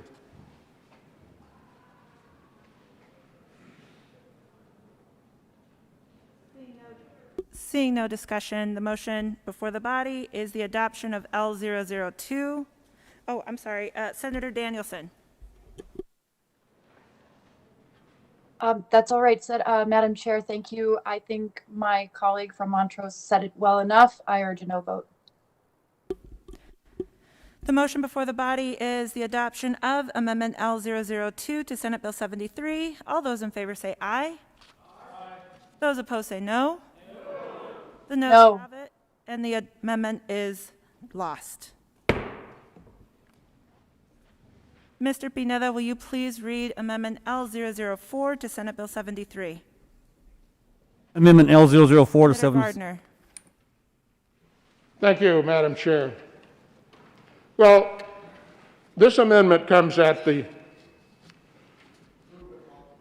my apologies. I move L004.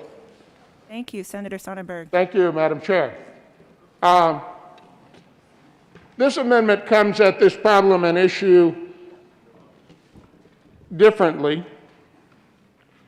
And to be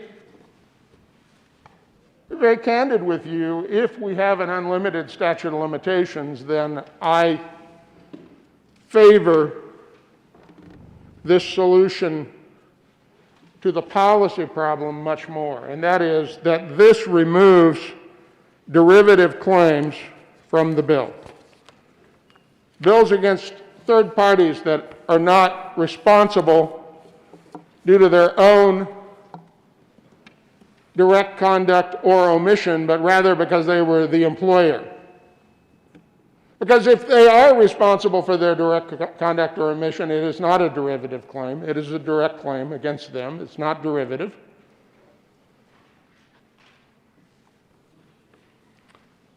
This also removes the requirement on page 7, the provision, if you will, that says that the unlimited statute of limitations applies to any cause of action arising. And notice this language. I mean, you ought to read this language on, and I encourage the sponsors to read this language on page 7. So this section also applies to any cause of action arising from factual circumstances that include sexual misconduct that is brought against a person or entity that is not the perpetrator of the sexual misconduct.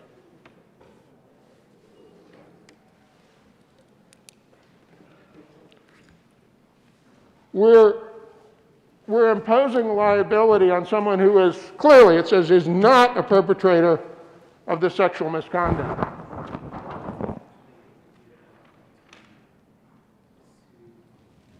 So if they're not a perpetrator, we're going to find them liable anyway. This is sort of, it borders on strict liability.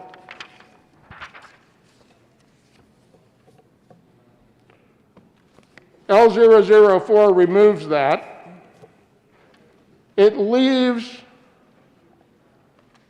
an unlimited statute of limitations against perpetrators of sexual misconduct.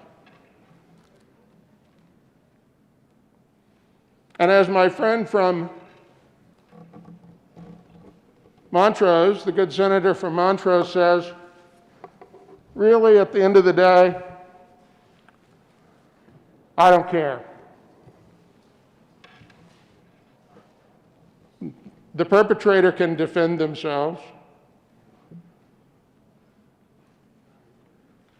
The perpetrator was there or not there. At least the perpetrator has his or her own testimony. And so if we remove that, this bill becomes one that, while it has no statute of limitations, it does ensure that third parties who are not perpetrators, that means they're very well innocent, very well unknowing about what happened 50 years ago. I have refrained from calling out the organizations.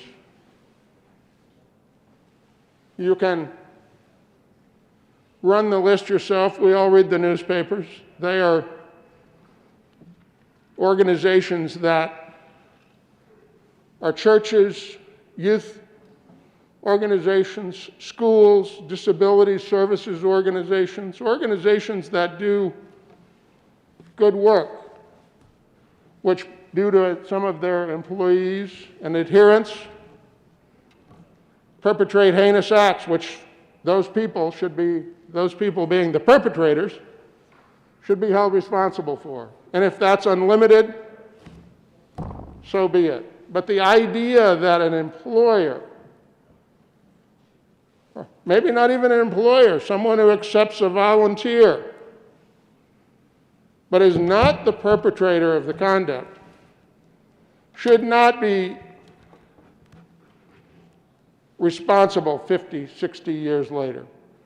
And by the way, what you're really talking about is organizational liability at that point. Talking about the liability of an organization that may be doing good work, that has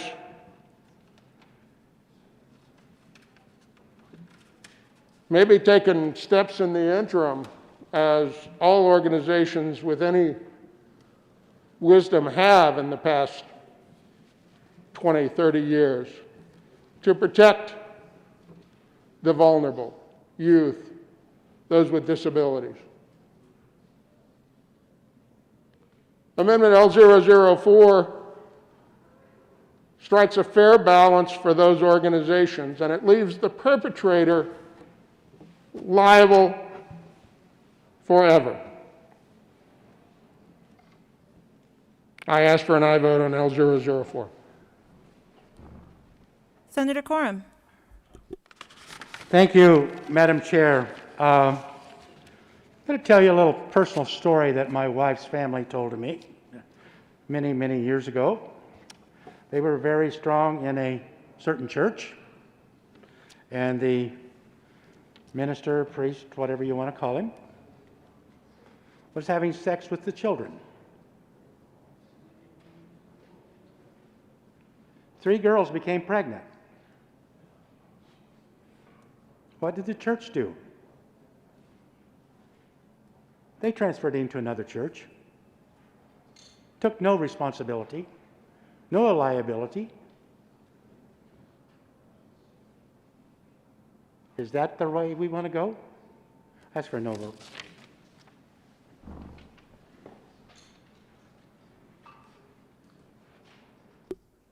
The motion is the adoption of Amendment L004 to Senate Bill 73. All those in favor say aye. Aye. Those opposed, no. No. No.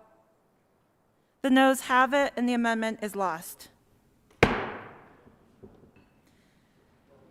Seeing no further discussion, the motion is the adoption of Senate Bill 73.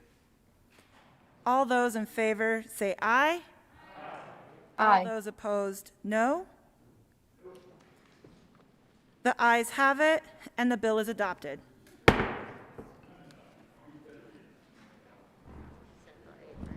Mr. Pineda, will you please read? Mr. Majority Leader. Thank you, Madam Chair. I move Senate Bill 8 lay over until tomorrow, March 2nd.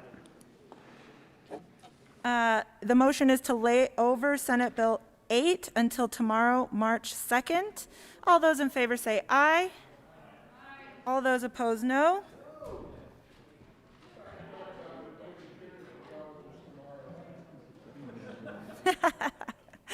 The ayes have it, and Senate Bill 8 will lay over until March the 2nd.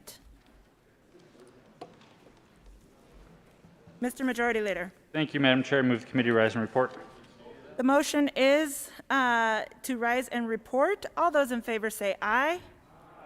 Those opposed say no. The ayes have it, and the committee will rise and report.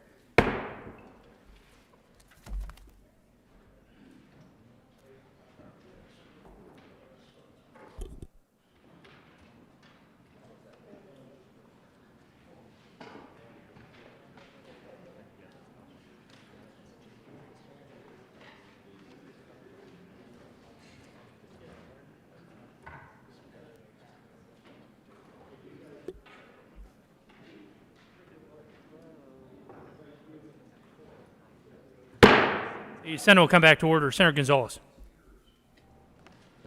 Thank you, Mr. President.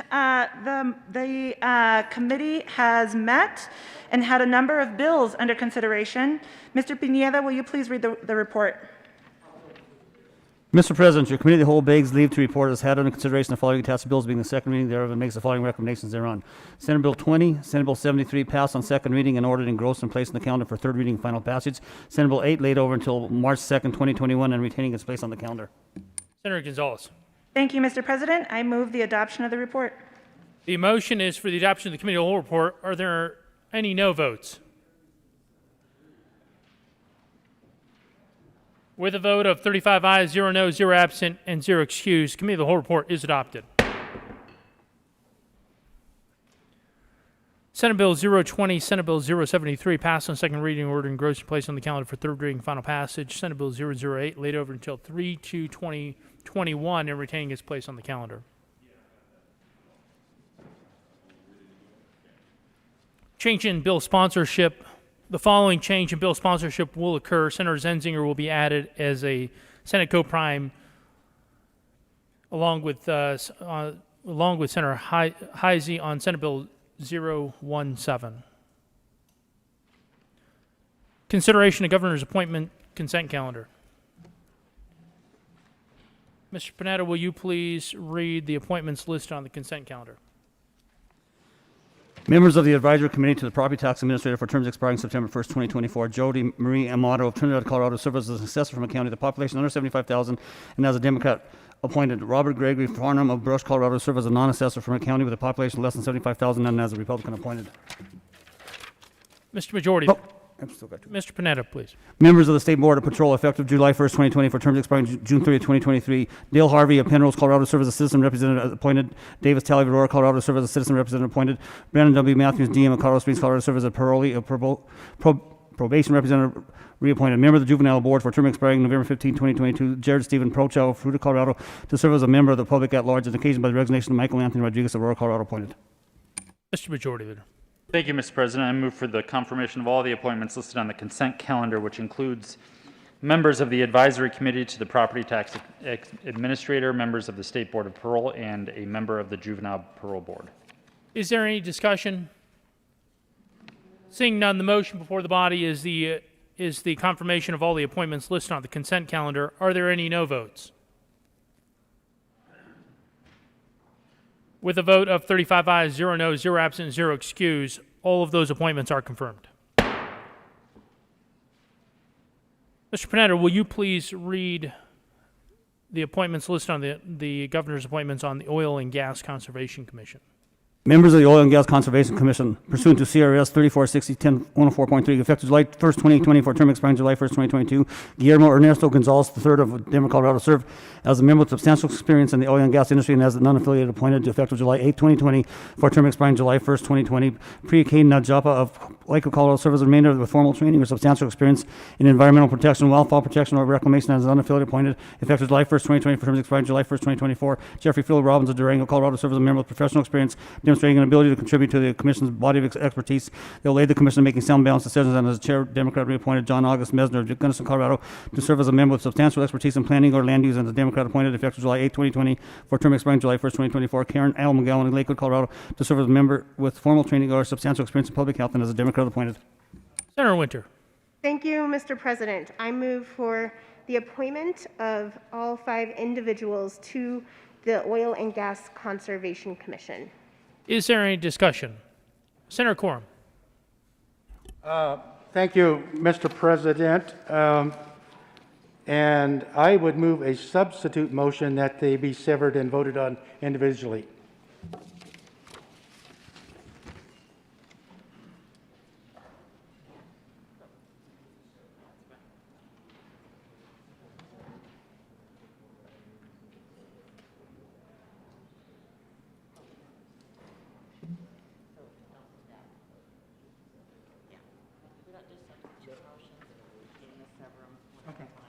That's fine. Senator Quorum. Thank you, Mr. President, and thank you for me being informed that they will be voted on separately, so I appreciate that very, very much. If you look in the statute book, under number 3460-104, and it talks about the appointments. And it's very clear in statute that they need to be geographically represented from areas of oil and gas production or possible. That's a little paraphrasing going on because I didn't bring it up with me, but I can go find it if you want. So what we have here today is a little difference of opinion. And I guess that's why I got into horse racing several years ago, because we had a difference of opinion. But, so let's talk about the geographic representation. Guillermo Gonzalez, Bill I think he's referred to, very qualified, lives in Denver. Karen McGowan, known for many, many years from CDHPE, consider a friend, lives in Lakewood. We had an unaffiliated Democrat. John Messenger's a Democrat from Gunnison with experience in planning and land. The next one is from Lakewood also. And the following is from Durango. So what we can assume from this is that Lakewood is the epicenter of the oil and gas industry in Colorado. 40% of the commission is from Lakewood. Now let's take Mr. Gonzalez in. Let's add him in. He's from Denver. Wait, Dan Gibbs is from Denver also. I don't know where Miss Ryan is from. I believe she's from maybe somewhere on the western slope at one time. I'm not positive where that is. But that certainly smacks of, really? Are you serious? This is the geographic representation that we have? I failed to pull a report this morning, but I'm not aware of a lot of oil and gas production going on in Lakewood. If I am wrong, someone please correct me. I am aware of oil and gas production going on in my district. Matter of fact, there's a gentleman from Durango that represents that. And he served on the board for 4 years and is reappointed. I don't have a problem with that. Don't have a problem with that at all. But to sit back and say, well, 2 have to be from the western slope. So we got the gentleman I just referred to from Durango. You got a former county commissioner from Gunnison County. Now, I got to admit, yeah, there's a little gas production in Gunnison County. It actually happens to be in the North Fork Valley, which is just in the very northern edge. But basically, no workers come from Gunnison County. All the workers in that are residents of Delta County. But there's also was quite a bit of coal there. So Gunnison County benefited a great deal. So I guess you could say, well, the guy was on the planning commission and oil and gas gave him money and coal gave him some money to do something. So maybe he's got some experience. I'm not sure about that. But geographic. So I've already talked about the Western Slope nominees, so it's hard to put another one in there because, but even though Mesa County, Garfield County, Routt County, Rio Blanco County, and a little bit of oil production in the west end of my county. I don't think we should have representation from those, even though that's somebody there, because we've kind of filled at least one of those positions. Probably would be a good idea to replace the planning commission guy, because I happen to know in those counties there are qualified individuals. I think one of them might even be of the Republican Party, but that's not a requirement, because only you can have three of the 7 can be from a single party. We're not going to argue that. That's in statute. I don't like it, but I don't contest it. But let's talk about where there is oil and gas production that's not being represented. Weld County. Now, I don't know, but somebody told me that a lot of our oil and gas production comes out of Weld County. I don't know. I've been up there to a well or two. I know they're there. Morgan County. My good friend John Becker is county commissioner there. He's always talking about the oil and gas production in Morgan. My good friend, former Ag Commissioner Don Brown from Yuma County, talks about oil and gas production. So I don't know where all the oil and gas production is on the Eastern Plains, but I do know they have some. But I've been told that oil and gas wants this. Well, yes, that's partially true. The major players struck a deal. Yes, they struck a deal. It's hard to believe around this place, but we do strike deals. But I do know that all those little small independent producers out in the Eastern Plains don't have the resources to keep up with the big boys. So the big boys are kind of sitting on the fence like a vulture, waiting for them to fail. And it is not a matter of if they will fail. I think the question is when. Because they don't have a voice. They don't have anyone speaking for them.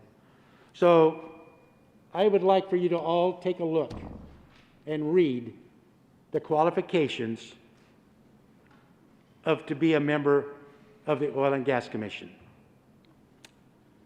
And you say, absolutely, that is perfect representation.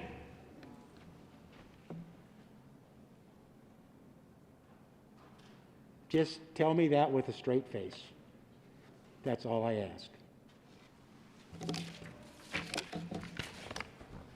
Senator Quorum, just to clarify, your request was not, your request was a request and not a motion for severance. Further discussion. Senator Cook. Thank you, Mr. President. I rise in opposition of confirmation of all 5 that the governor is appointing. You know, ever since the election, I've heard about from everyone, we need to unify, we need to unite, we need to come together, become one country, stop the political debate. Heck, even in the prayers almost every morning, we pray, let's take politics out of this. Let's do what's best for the state of Colorado. Let's do what's best for the people. Now, I guess the question is, do we really mean that? You know, I hear, do I dare say, all the time, we need to be inclusive. We need to have diversity. Well, is inclusion and diversity only good when we want it to be? Do we only say it, or do we actually mean we want inclusion and diversity? Because there is none of that on this board. I have nothing personal against these people, sort of. I don't know them. But this is not the intent of the law. As the good senator from the Western Slope mentioned, the law says, taking into account the need for geographical representation of areas of the state with high levels of current or anticipated oil and gas activity or employment. Let me remind everybody what he said. We have 1 from Denver, 2 from Lakewood, 1 from Durango, and 1 from Gunnison. Well, I happen to have the figures on the oil and gas producing counties. Weld County is number 1. As a matter of fact, in 2020, we produced 141 million plus barrels of oil. That's more than double the number 2 county, which is Adams County. There is no representation from Northeast Colorado or Northwest Colorado. Rio Blanco, Garfield, Mesa, other high-producing counties, they're not represented on this board. Neither is Weld or Adams, Arapahoe. As a matter of fact, La Plata County is number 22 when it comes to oil and gas production. Gunnison, number 27. Yet we have members on those two of those members on this board. Denver is 32. The other 2 remaining members are from Lakewood, from Jefferson County. Lakewood, or Jefferson County, doesn't even make the top 39. Doesn't even produce any, but yet they have 2 members on this commission. You know, members, colleagues, you know, we hear these bills in committee, we debate it here on the floor, then we vote on the bills, and this chamber then passes the bills, and then the governor signs them. Why aren't we following our own laws? If anybody should follow the laws that we pass in this chamber, it should be us. But yet, we ignore the laws that we pass because we don't like it. And speaking about ignoring the law, let's talk about the governor. The law also says no more than 3 members of the commission may be members of the same political party. So let's take a look at their membership. 3 Democrats, 2 unaffiliateds. Once again, the governor is skirting the intent of the law, and if we pass and appoint these members, we will be skirting the intent of the law, just like we're skirting the intent of the law where it says members must be represented geographically. The intent was to have diversity of thought, diversity of political thought and action, but we don't have that. We have this chamber ignoring the laws that we pass because I guess we just don't care that much about inclusion and diversity like we say we do. So I would ask for a no vote on all the governor's appointments. Senator Kirkmeyer. Thank you, Mr. President. I too would ask for an urge a no vote on at least 3 of the appointees.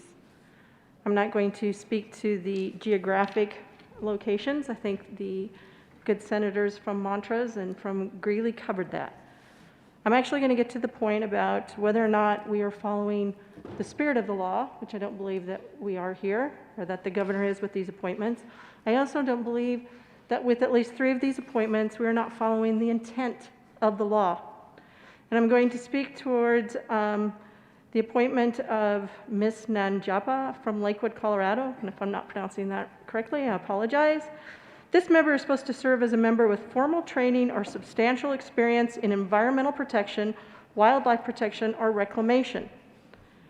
So I will say, as I do know for a fact, that 75% of the well permits approved in the last year are in Weld County, which is a hugely agricultural county, as I've spoke to before, with 2.5 million acres of agricultural land. 1 million of those are irrigated prime farmland. I found nothing in the resume of this individual that indicated they had any substantial experience in agricultural environmental protection. When I looked for the wildlife protection section for substantial experience in wildlife protection, her resume spoke to fish, amphibians, and reptiles. Again, I don't believe that meets the intent of the law. When it spoke to reclamation, I did not see anything within her resume that spoke to substantial experience in reclamation. I would tell you that there are substantial state and federal lands in Weld County with substantial oil and gas development on them, called the National Pawnee Grasslands. And I found nothing in the resume of this individual that spoke to environmental protection or conservation with regard to the national grasslands. I don't believe this individual is qualified or meets the intent of the law for this appointment. Next, Jeffrey Robbins of Durango, Colorado. I know Mr. Robbins fairly well. He is the person that is being appointed to this commission that will aid the commission in making sound, balanced decisions. Mr. Robbins' resume is exemplary, but I will say this. When Senate Bill 181 was being introduced, or when it was introduced, Mr. Robbins, as the then director of the Colorado Oil and Gas Conservation Commission, put out a list of 19 criteria that were to be objective. On that list of the 19 objective criteria that was later modified, but on that list, these were criteria that would say that permitting does not go forward. One of the criteria was if the governor's office dissented, they would not move forward and they would not be approved. The other one, which got a lot of laughs in the committee, was that the permits would not move forward if they were tricky, sticky, or hairy. I don't think that demonstrates sound or balanced decision-making. The third member that I don't believe meets the intent of the law is John Messner of Gunnison County. I know John. He was a county commissioner in Gunnison County. I served with him as a county commissioner. Nice guy. He's an intelligent guy. But he is the member that is supposed to be appointed to provide substantial expertise in planning or land use. Again, I went to his resume. I found nothing that indicated that he had substantial expertise in planning or land use. I understand as a county commissioner that he probably acts on land use permitting processes, but again, he has no substantial expertise in planning or land use. In fact, in Gunnison zoning, they don't have zoning, nor do they have a comprehensive land use plan. So at best, he would have maybe some limited land use implementation and understanding, but again, he does not meet the intent of the law, which says substantial expertise in planning or land use. Again, these 3 individuals, I know a couple of them. I'm sure they're all very nice people. They're all very intelligent. But we have a job here as senators to ensure that these appointments follow the intent of the law. These appointments don't even follow the spirit of the law. So I would urge a no vote. Thank you. Senator Quorum. Thank you, Mr. President, and appreciate your time. I won't take a lot of your time up. But, you know, I am not a no on all. I'm a no on some. Because frankly, I think it is wrong that we are not taking responsibilities. I bet if the good senator from Aurora looked around in her community,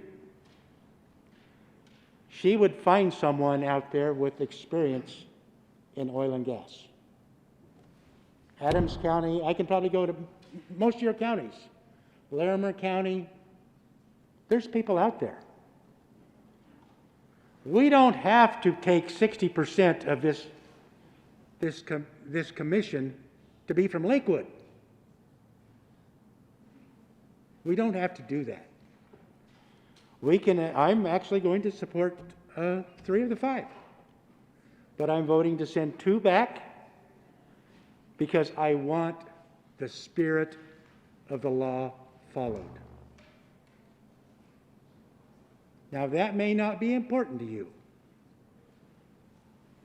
Maybe politics is more important to us than doing the right thing. But as you all know, my motto is, only the dead fish go with the flow.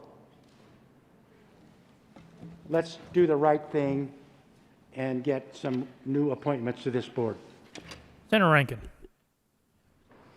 Well, thank you, Mr. President. I would simply ask for reconsideration and representation for the Piceance Basin, which I largely represent. It's Garfield County, Rio Blanco County, a little bit in Gunnison County. A lot of folks in Mesa County work for it. The Piceance Basin is actually the cleanest producing gas field in the United States, based on the regulations that we passed in the past and 20 years of experience in developing good, and it's not represented. It is not represented on this committee at all. And what that looks like, I like to think about these things reflecting on county commissioners, county assessors, county managers. You know, how do they look at this? They really do depend on the Oil and Gas Commission to represent their interest, at least to some extent. Now, it's true that the Oil and Gas Commission explicitly, by statute, does not have to consider cost impacts.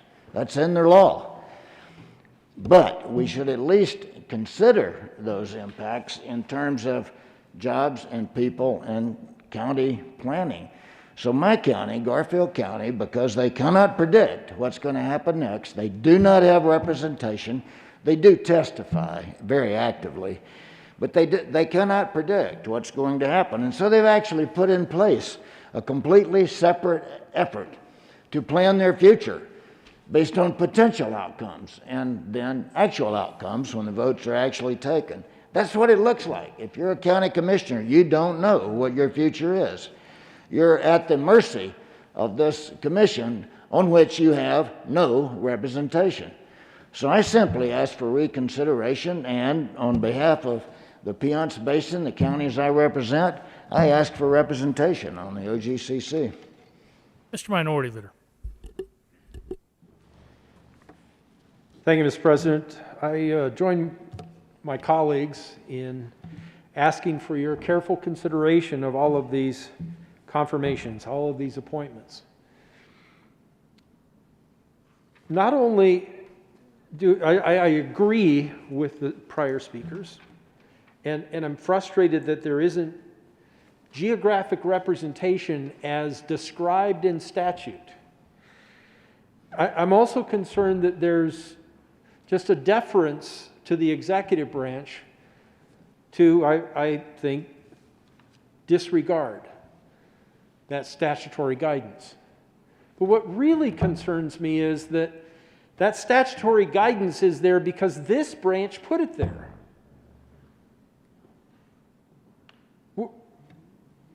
By just voting these through, we would those who would vote, would also be effectively ignoring the branch that we're part of. Now, I think that goes beyond rubber stamping. I really encourage you, members, to consider each one of these separately. Would it be an embarrassment? Would it be, well, we were right and he was wrong? Well, maybe some political commentary would follow that line of thinking. But it would be right. The Constitution says that we as the whole Senate make these decisions. I'm sure that members who served in the Senate for a while, especially those in the majority, have heard from constituents who are frustrated that a Senate committee didn't stop a confirmation, an appointment, and the committee can't do that. But we can here. Now, I'll join my colleague from Montrose. I'm not voting no on all of these either. I'm going to vote yes on Karen McGowan. Now, my first year, 2 years in the Senate, we had, staff tells me, that we had 47 bills that year, those 2 years, 15 and 16, 47 bills that passed regarding cannabis. I was vice chair and then chair of the Senate Business Committee, and I remember Karen McGowan coming to me and explaining, you realize Amendment 64 requires the state now to test recreational marijuana? Yes. And she quietly and calmly explained, no state has done this, Senator. We don't know what tests to run on what product, when, how to test the results. We don't know how to report those results in metric or standard, or we don't know. No one's ever done this before. And my first bill that I got involved in out of those 47 was to establish what they referred to as a reference library at CDPHE. And I asked Karen, why do we need a library full of books? No, Senator, it isn't a library full of books. It's establishing the measuring system, weights, distances, volumes. What do you test when? Karen took the time to explain that to me, not lobbying to say, oh, we got to do it here, we shouldn't do it there, but just to explain that. So I can vote yes on Karen McGowan, even though she lives in Lakewood. Even though Lakewood isn't a center, a hotbed of energy development in Colorado, I'll vote yes on Karen McGowan. She's smart. She's articulate. Okay. She's a Democrat. Is that my preference? No, but I'm not the governor. The geographic representation that is comprised of these 5 appointments, these 5 nominees, doesn't fit with what this branch put in statute. Frankly, I'm frustrated that these 5 people got this far so that now they're suffering some embarrassment that maybe one or more of them won't be voted through today. I think this should have been more carefully vetted, having previously served as the majority leader and previously served as a committee chair. I have some idea of the conversations that a committee chair or chamber leadership can have with the governor's office. I know the good senator from Sterling, when he was chair of the Ag Committee, had some very frank conversations with then Governor Hickenlooper. And occasionally, one would be withdrawn. But we're not here. Now we have this last step in the process, and the only step where this branch can say no.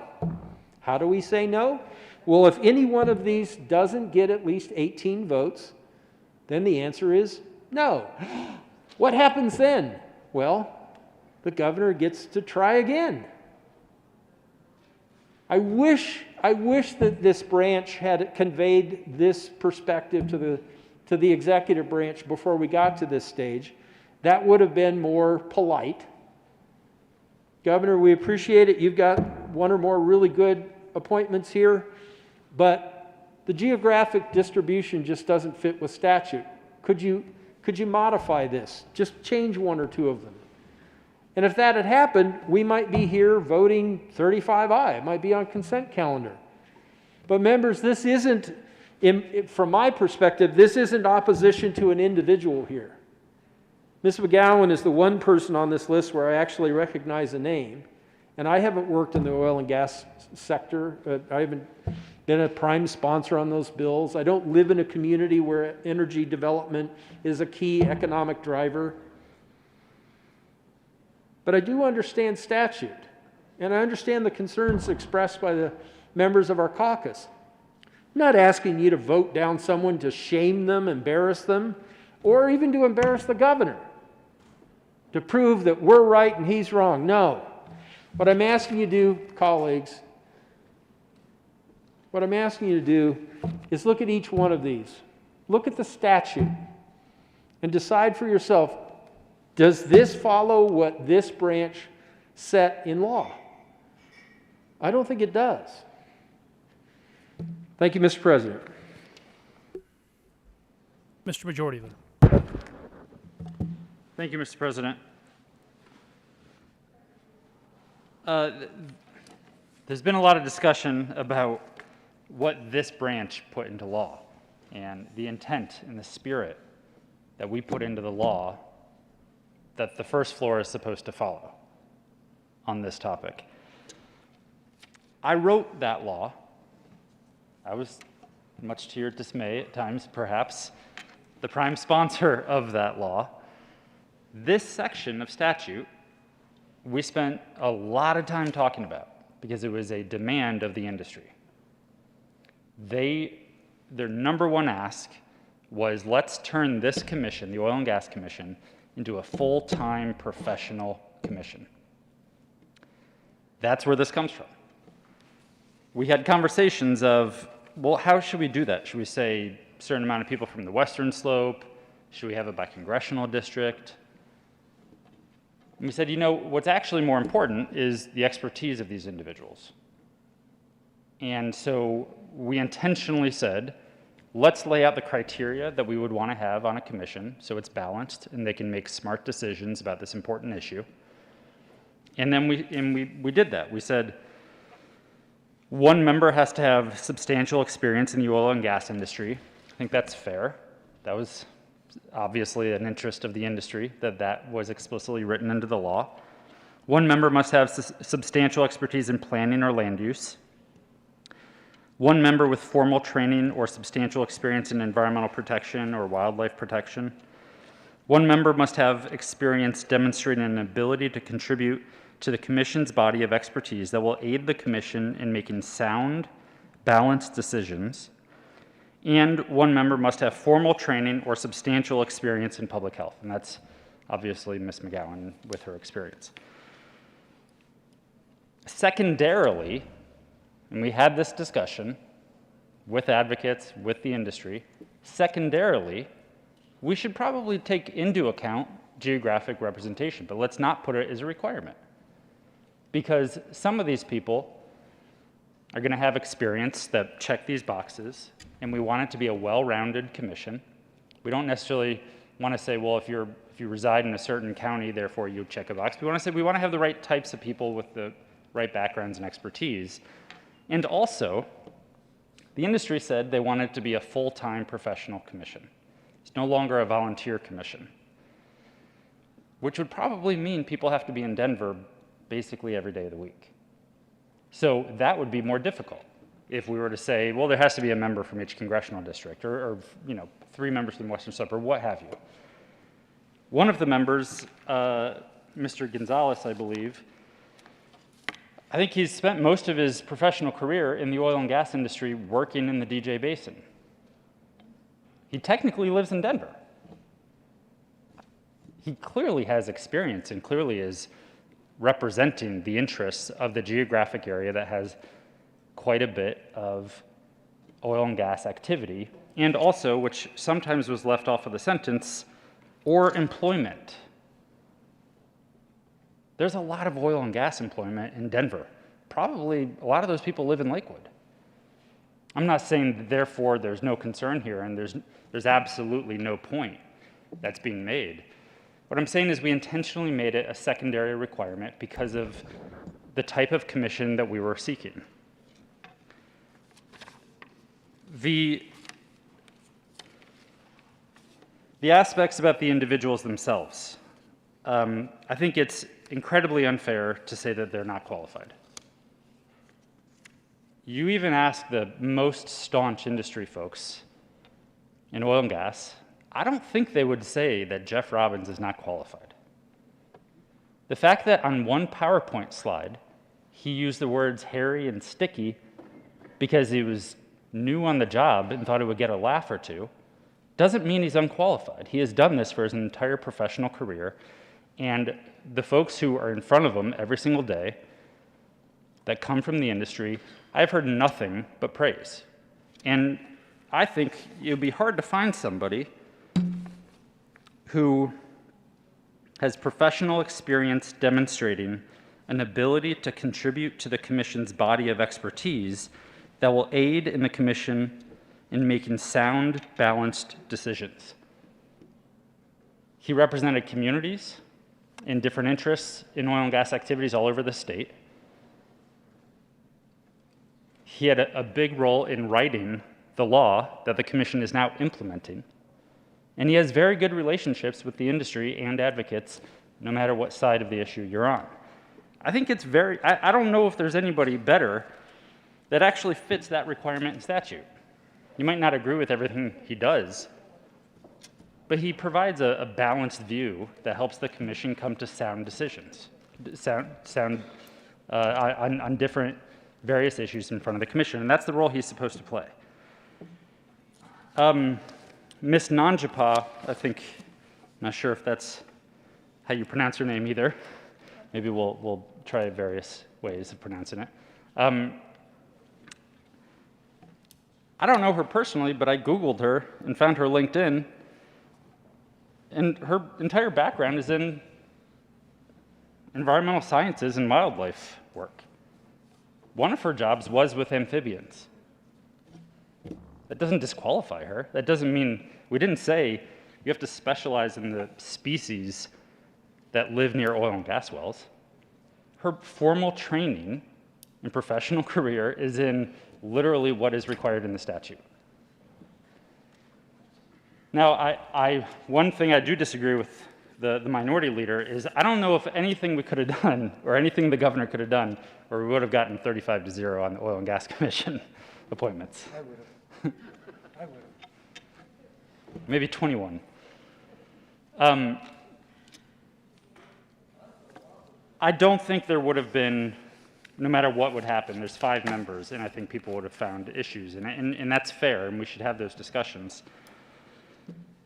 But I do think it meets the spirit of the law. I think it meets the intent of the law. This is a part of statute that I lost lots of sleep on, and I debated it here, but also with folks that had a stake in how we wrote this and how we implemented it. And I think these are individuals that are not only qualified, they not only meet the letter of the statute,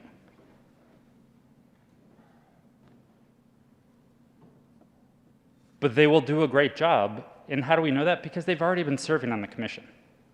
And I think they've been making fair and balanced decisions. And so I hear the concerns. I do think, though, that in the end, this is a commission that is going to help implement a law that many of us didn't agree with, but it is the law of the land now. And I do think these are the right individuals to see it through with integrity. And I know that that's what they'll do because they've already started doing that in their service as full-time members of this professional commission. And I urge an aye vote on all 5. Senator Quorum. Thank you, Mr. President.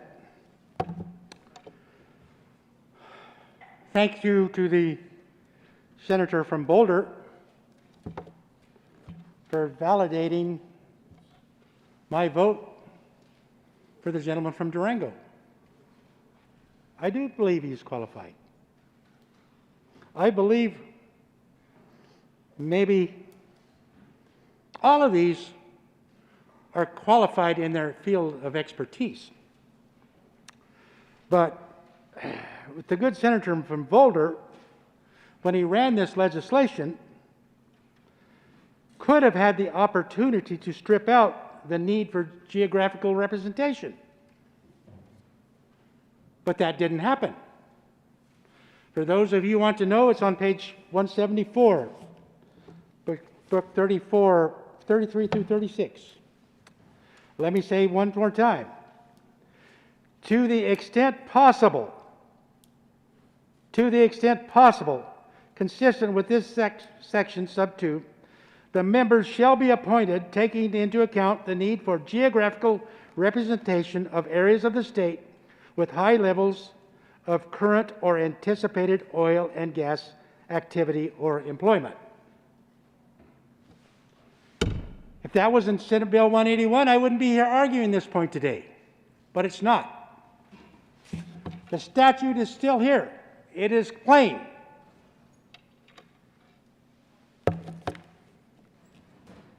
And there's 170,000 oil and gas workers.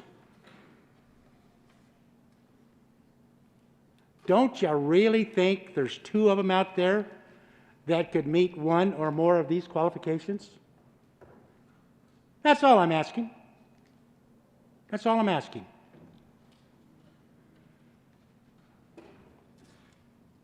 You know, my mom used to tell me the road to hell is paved with good intentions. Paved with good intentions. And I think I proved her right. But the fact is, this is in statute. It's not maybe that we wink and nod and say, well, that's not what we really meant. Well, if that's what you really meant, change the statute. You won't get an argument from me. Well, you probably would, but I would lose that argument, and it would be in statute. And there would be no further arguments from that point on, because it is in statute. It is very clear. This is in statute. So I probably don't change anybody's mind, but the fact is, it is in statute that this is not meeting the qualifications. Now, a little late to ask for an opinion from the Attorney General. Probably should have done that sooner. But it is in statute. And so, when do we start running legislation that says, well, it's in statute, but that's really not what I meant, so let's change it. If you want to do your job, you follow statute. If you don't like statute, you change it. But till you change it, this is in statute. And you can color it any way you want, but it is plain as the nose that is hiding behind my mask. It is in statute.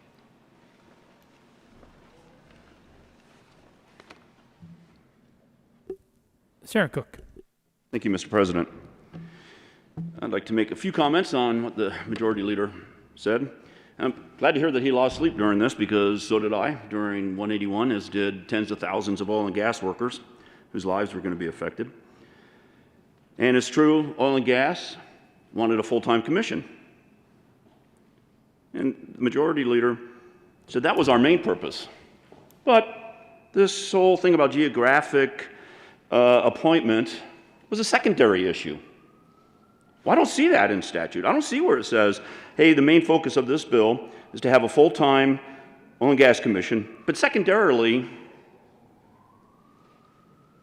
we're going to have people that are on this commission that we're going to try to put on that represents the state geographically. It doesn't say that in statute, that it's a secondary requirement at all. It's part of the statute, as the good Senator from Montrose said. Also, the Majority Leader is talking about the expertise of these people. What I got out of that was there's not one person in all of Weld County that produces oil and gas more than double the number 2 from Adams County that has substantial experience in oil and gas. Not one person from Weld County could be found that has substantial experience in oil and gas. That person comes from Denver, which again, as I mentioned, is number 32 out of 39 oil-producing counties.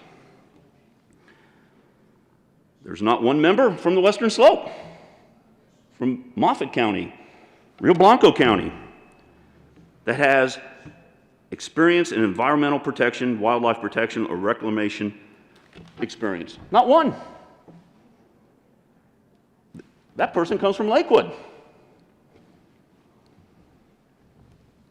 There's not one other person in this entire state that can make sound, balanced decisions. Not one. That person comes from Denver. Denver is the only place where a person can make sound decisions, and I kind of question his ability to do that. You know, I guess a balanced decision is in the eye of the beholder. I go back to what I said earlier and what Minority Leader and the Senator from Montrose said. Let's follow the law that we passed. If anyone should do it, it's us. No wonder people have such a disdain for Congress, because they pass laws that affect all of us every day, but yet they don't follow it, and they don't have to, and they write themselves out of it. Let's not be like them. Let's set the example for this state to follow the laws that we pass. I'd ask for a no vote on these commissioners. Senator Winter. Thank you, Mr. President. Before I renew my motion, and we will do one at a time, I want to say that I've interviewed each and every single one of these people. As chair of Transportation and Energy, that's my responsibility. Everyone serving on Transportation and Energy had the option to interview these folks. So when we talk about the law, and I've had many debates with many of you in this room, when we use the word may or shall, that's a big change in a bill. If you say may and you say shall, it does not say these appointments shall be from communities that represent a certain geography. It says to the extent possible. And I do think that we went to the extent possible and have different representations, but when I was vetting these people, I interviewed them to make sure that they were qualified within the category that they're nominated. So, one, Mr. Gonzalez has a ton of experience working in the oil and gas industry, and I talked to him about that. And the majority of his experience is in Weld County. Do I think where you live is the only degree of experience you need? I live in Westminster, but I represent Thornton, which has extensive oil and gas development. Just because it's not right next to my house doesn't mean I can't represent those people. Mr. Gonzalez has a lot of experience working in oil and gas, and I feel very comfortable with his expertise. When I talked to Ms. Nanjapa, she knows a lot about wildlife and ecosystems and balance and restoration. I feel she's very qualified. I have worked with Mr. Robbins for a very long time. I think he is one of the most knowledgeable people on oil and gas in this state, and we should be honored that he has agreed to serve in this capacity and lead us forward as we professionalize this board. I've worked with Mr. Messner for many years, and he absolutely does have experience in planning. And finally, as has been discussed, Ms. McGowan has worked with many folks in this building and outside this building and has a deep degree of experience in public health. I interviewed every single one of them. I asked them difficult questions. And when you look at the law, when you look at what we explained in 181, those qualifications were a priority. And I believe that this board will serve us well and help move us forward as we professionalize the COGCC. I move for the consideration of the governor's appointment of Bill Ernesto Gonzalez III of Denver, Colorado, to serve as a member with substantial experience in the oil and gas industry and as an unaffiliated. Members, the motion before you is to have Bill Gonzalez serve on the Oil and Gas Commission. Is there any discussion? Seeing none, that motion, are there any no votes? Senators, no votes on Mr. Gonzalez. No votes. Mr. Minority Leader. Senators Scott, Lundin, Gardner, Sonnenberg, Woodward, Smallwood, Liston, Cook, Rankin.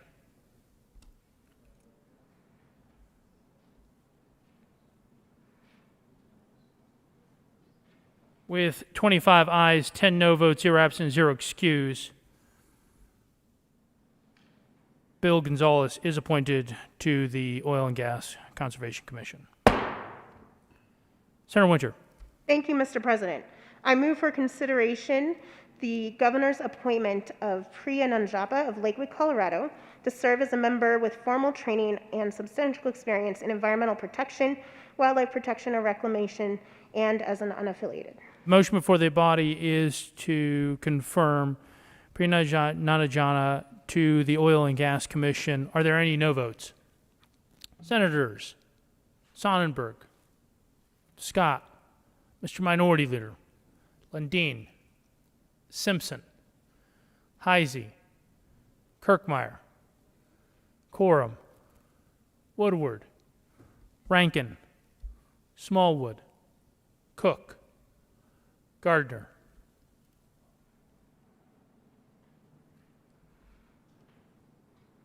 With 22 aye votes, 13 no votes, 0 absent, and 0 excuse, Ms. Nanajama is appointed to the Oil and Gas Commission. Senator Winter.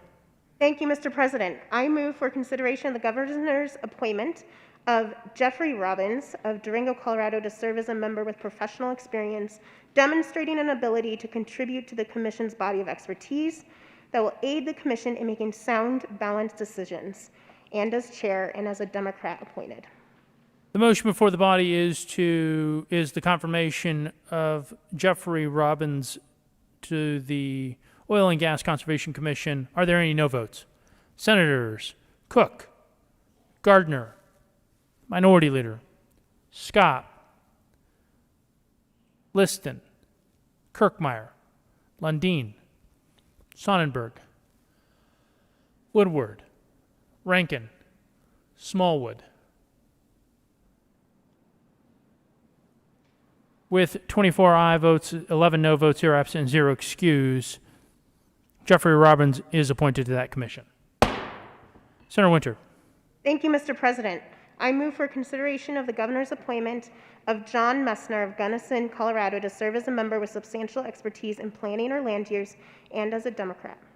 The motion before the body is the confirmation of John Messner to the Oil and Gas Conservation Commission. Are there any no votes? Mr. Minority Leader, Senators Scott, Heisey, Sonnenberg, Rankin, Smallwood, Woodward, Gardner, Simpson, Liston, Kirkmeyer, Coram, Cook, Lundin.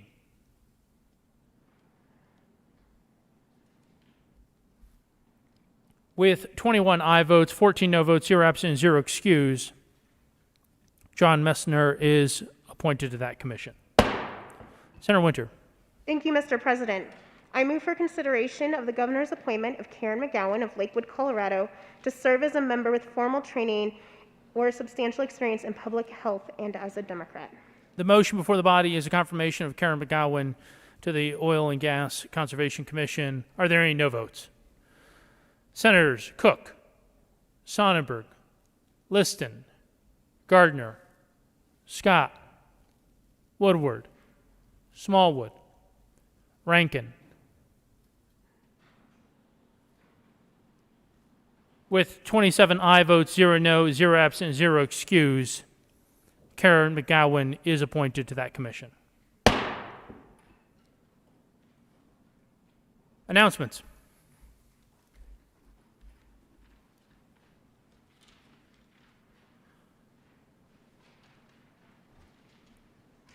Senator Fields. Thank you, Mr. President. Members of the Senate Health and Human Service Committee, we will be meeting at 1:30 today in SCR 357, and we just have one bill. Senator Fields. Thank you, Mr. President. I'd like to request a moment of personal privilege. Granted. Thank you, Mr. President and colleagues. I stand with you, before you today, with a heavy heart, because on Saturday in Aurora, we lost a very gifted principal.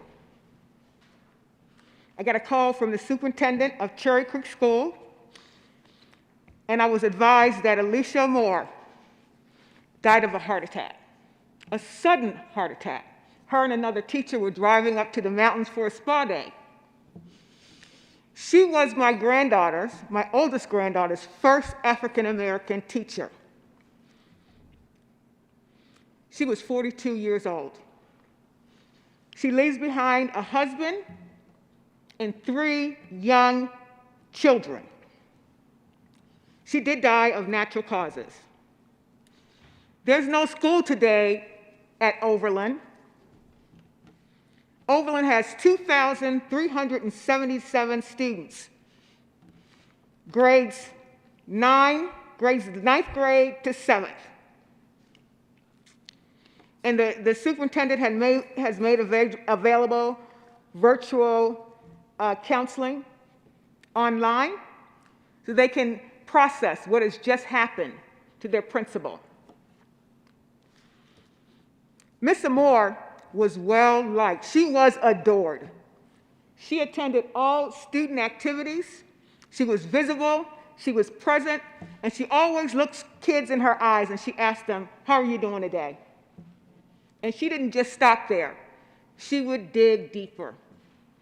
And she provided them with the kind of support that they needed to excel. So members, I just had to say something about her because she was not only an educator, she was a community leader. She was an exceptional leader. In fact, she was on track to be the next superintendent if the board would have accepted her. She was teaching for a very long time. She was a teacher, she became a dean, she became an assistant principal, and then she became a principal.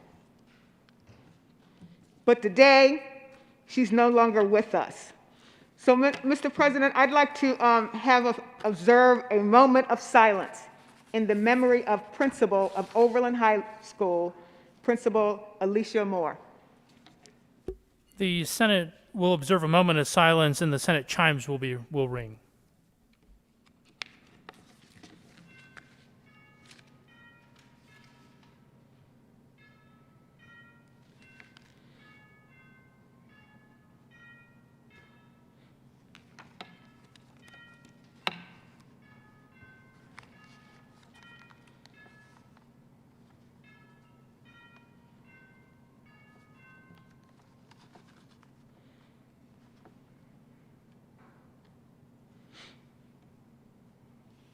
Thank you, Senator Fields. Senator Fields. Mr. President, I just want the body to know that this is a devastating loss for the Cherry Creek School District and for the parents and for the students. So please keep them in your hearts and prayers. Senator Rankin. Thank you, Mr. President. I request a moment of personal privilege. Granted.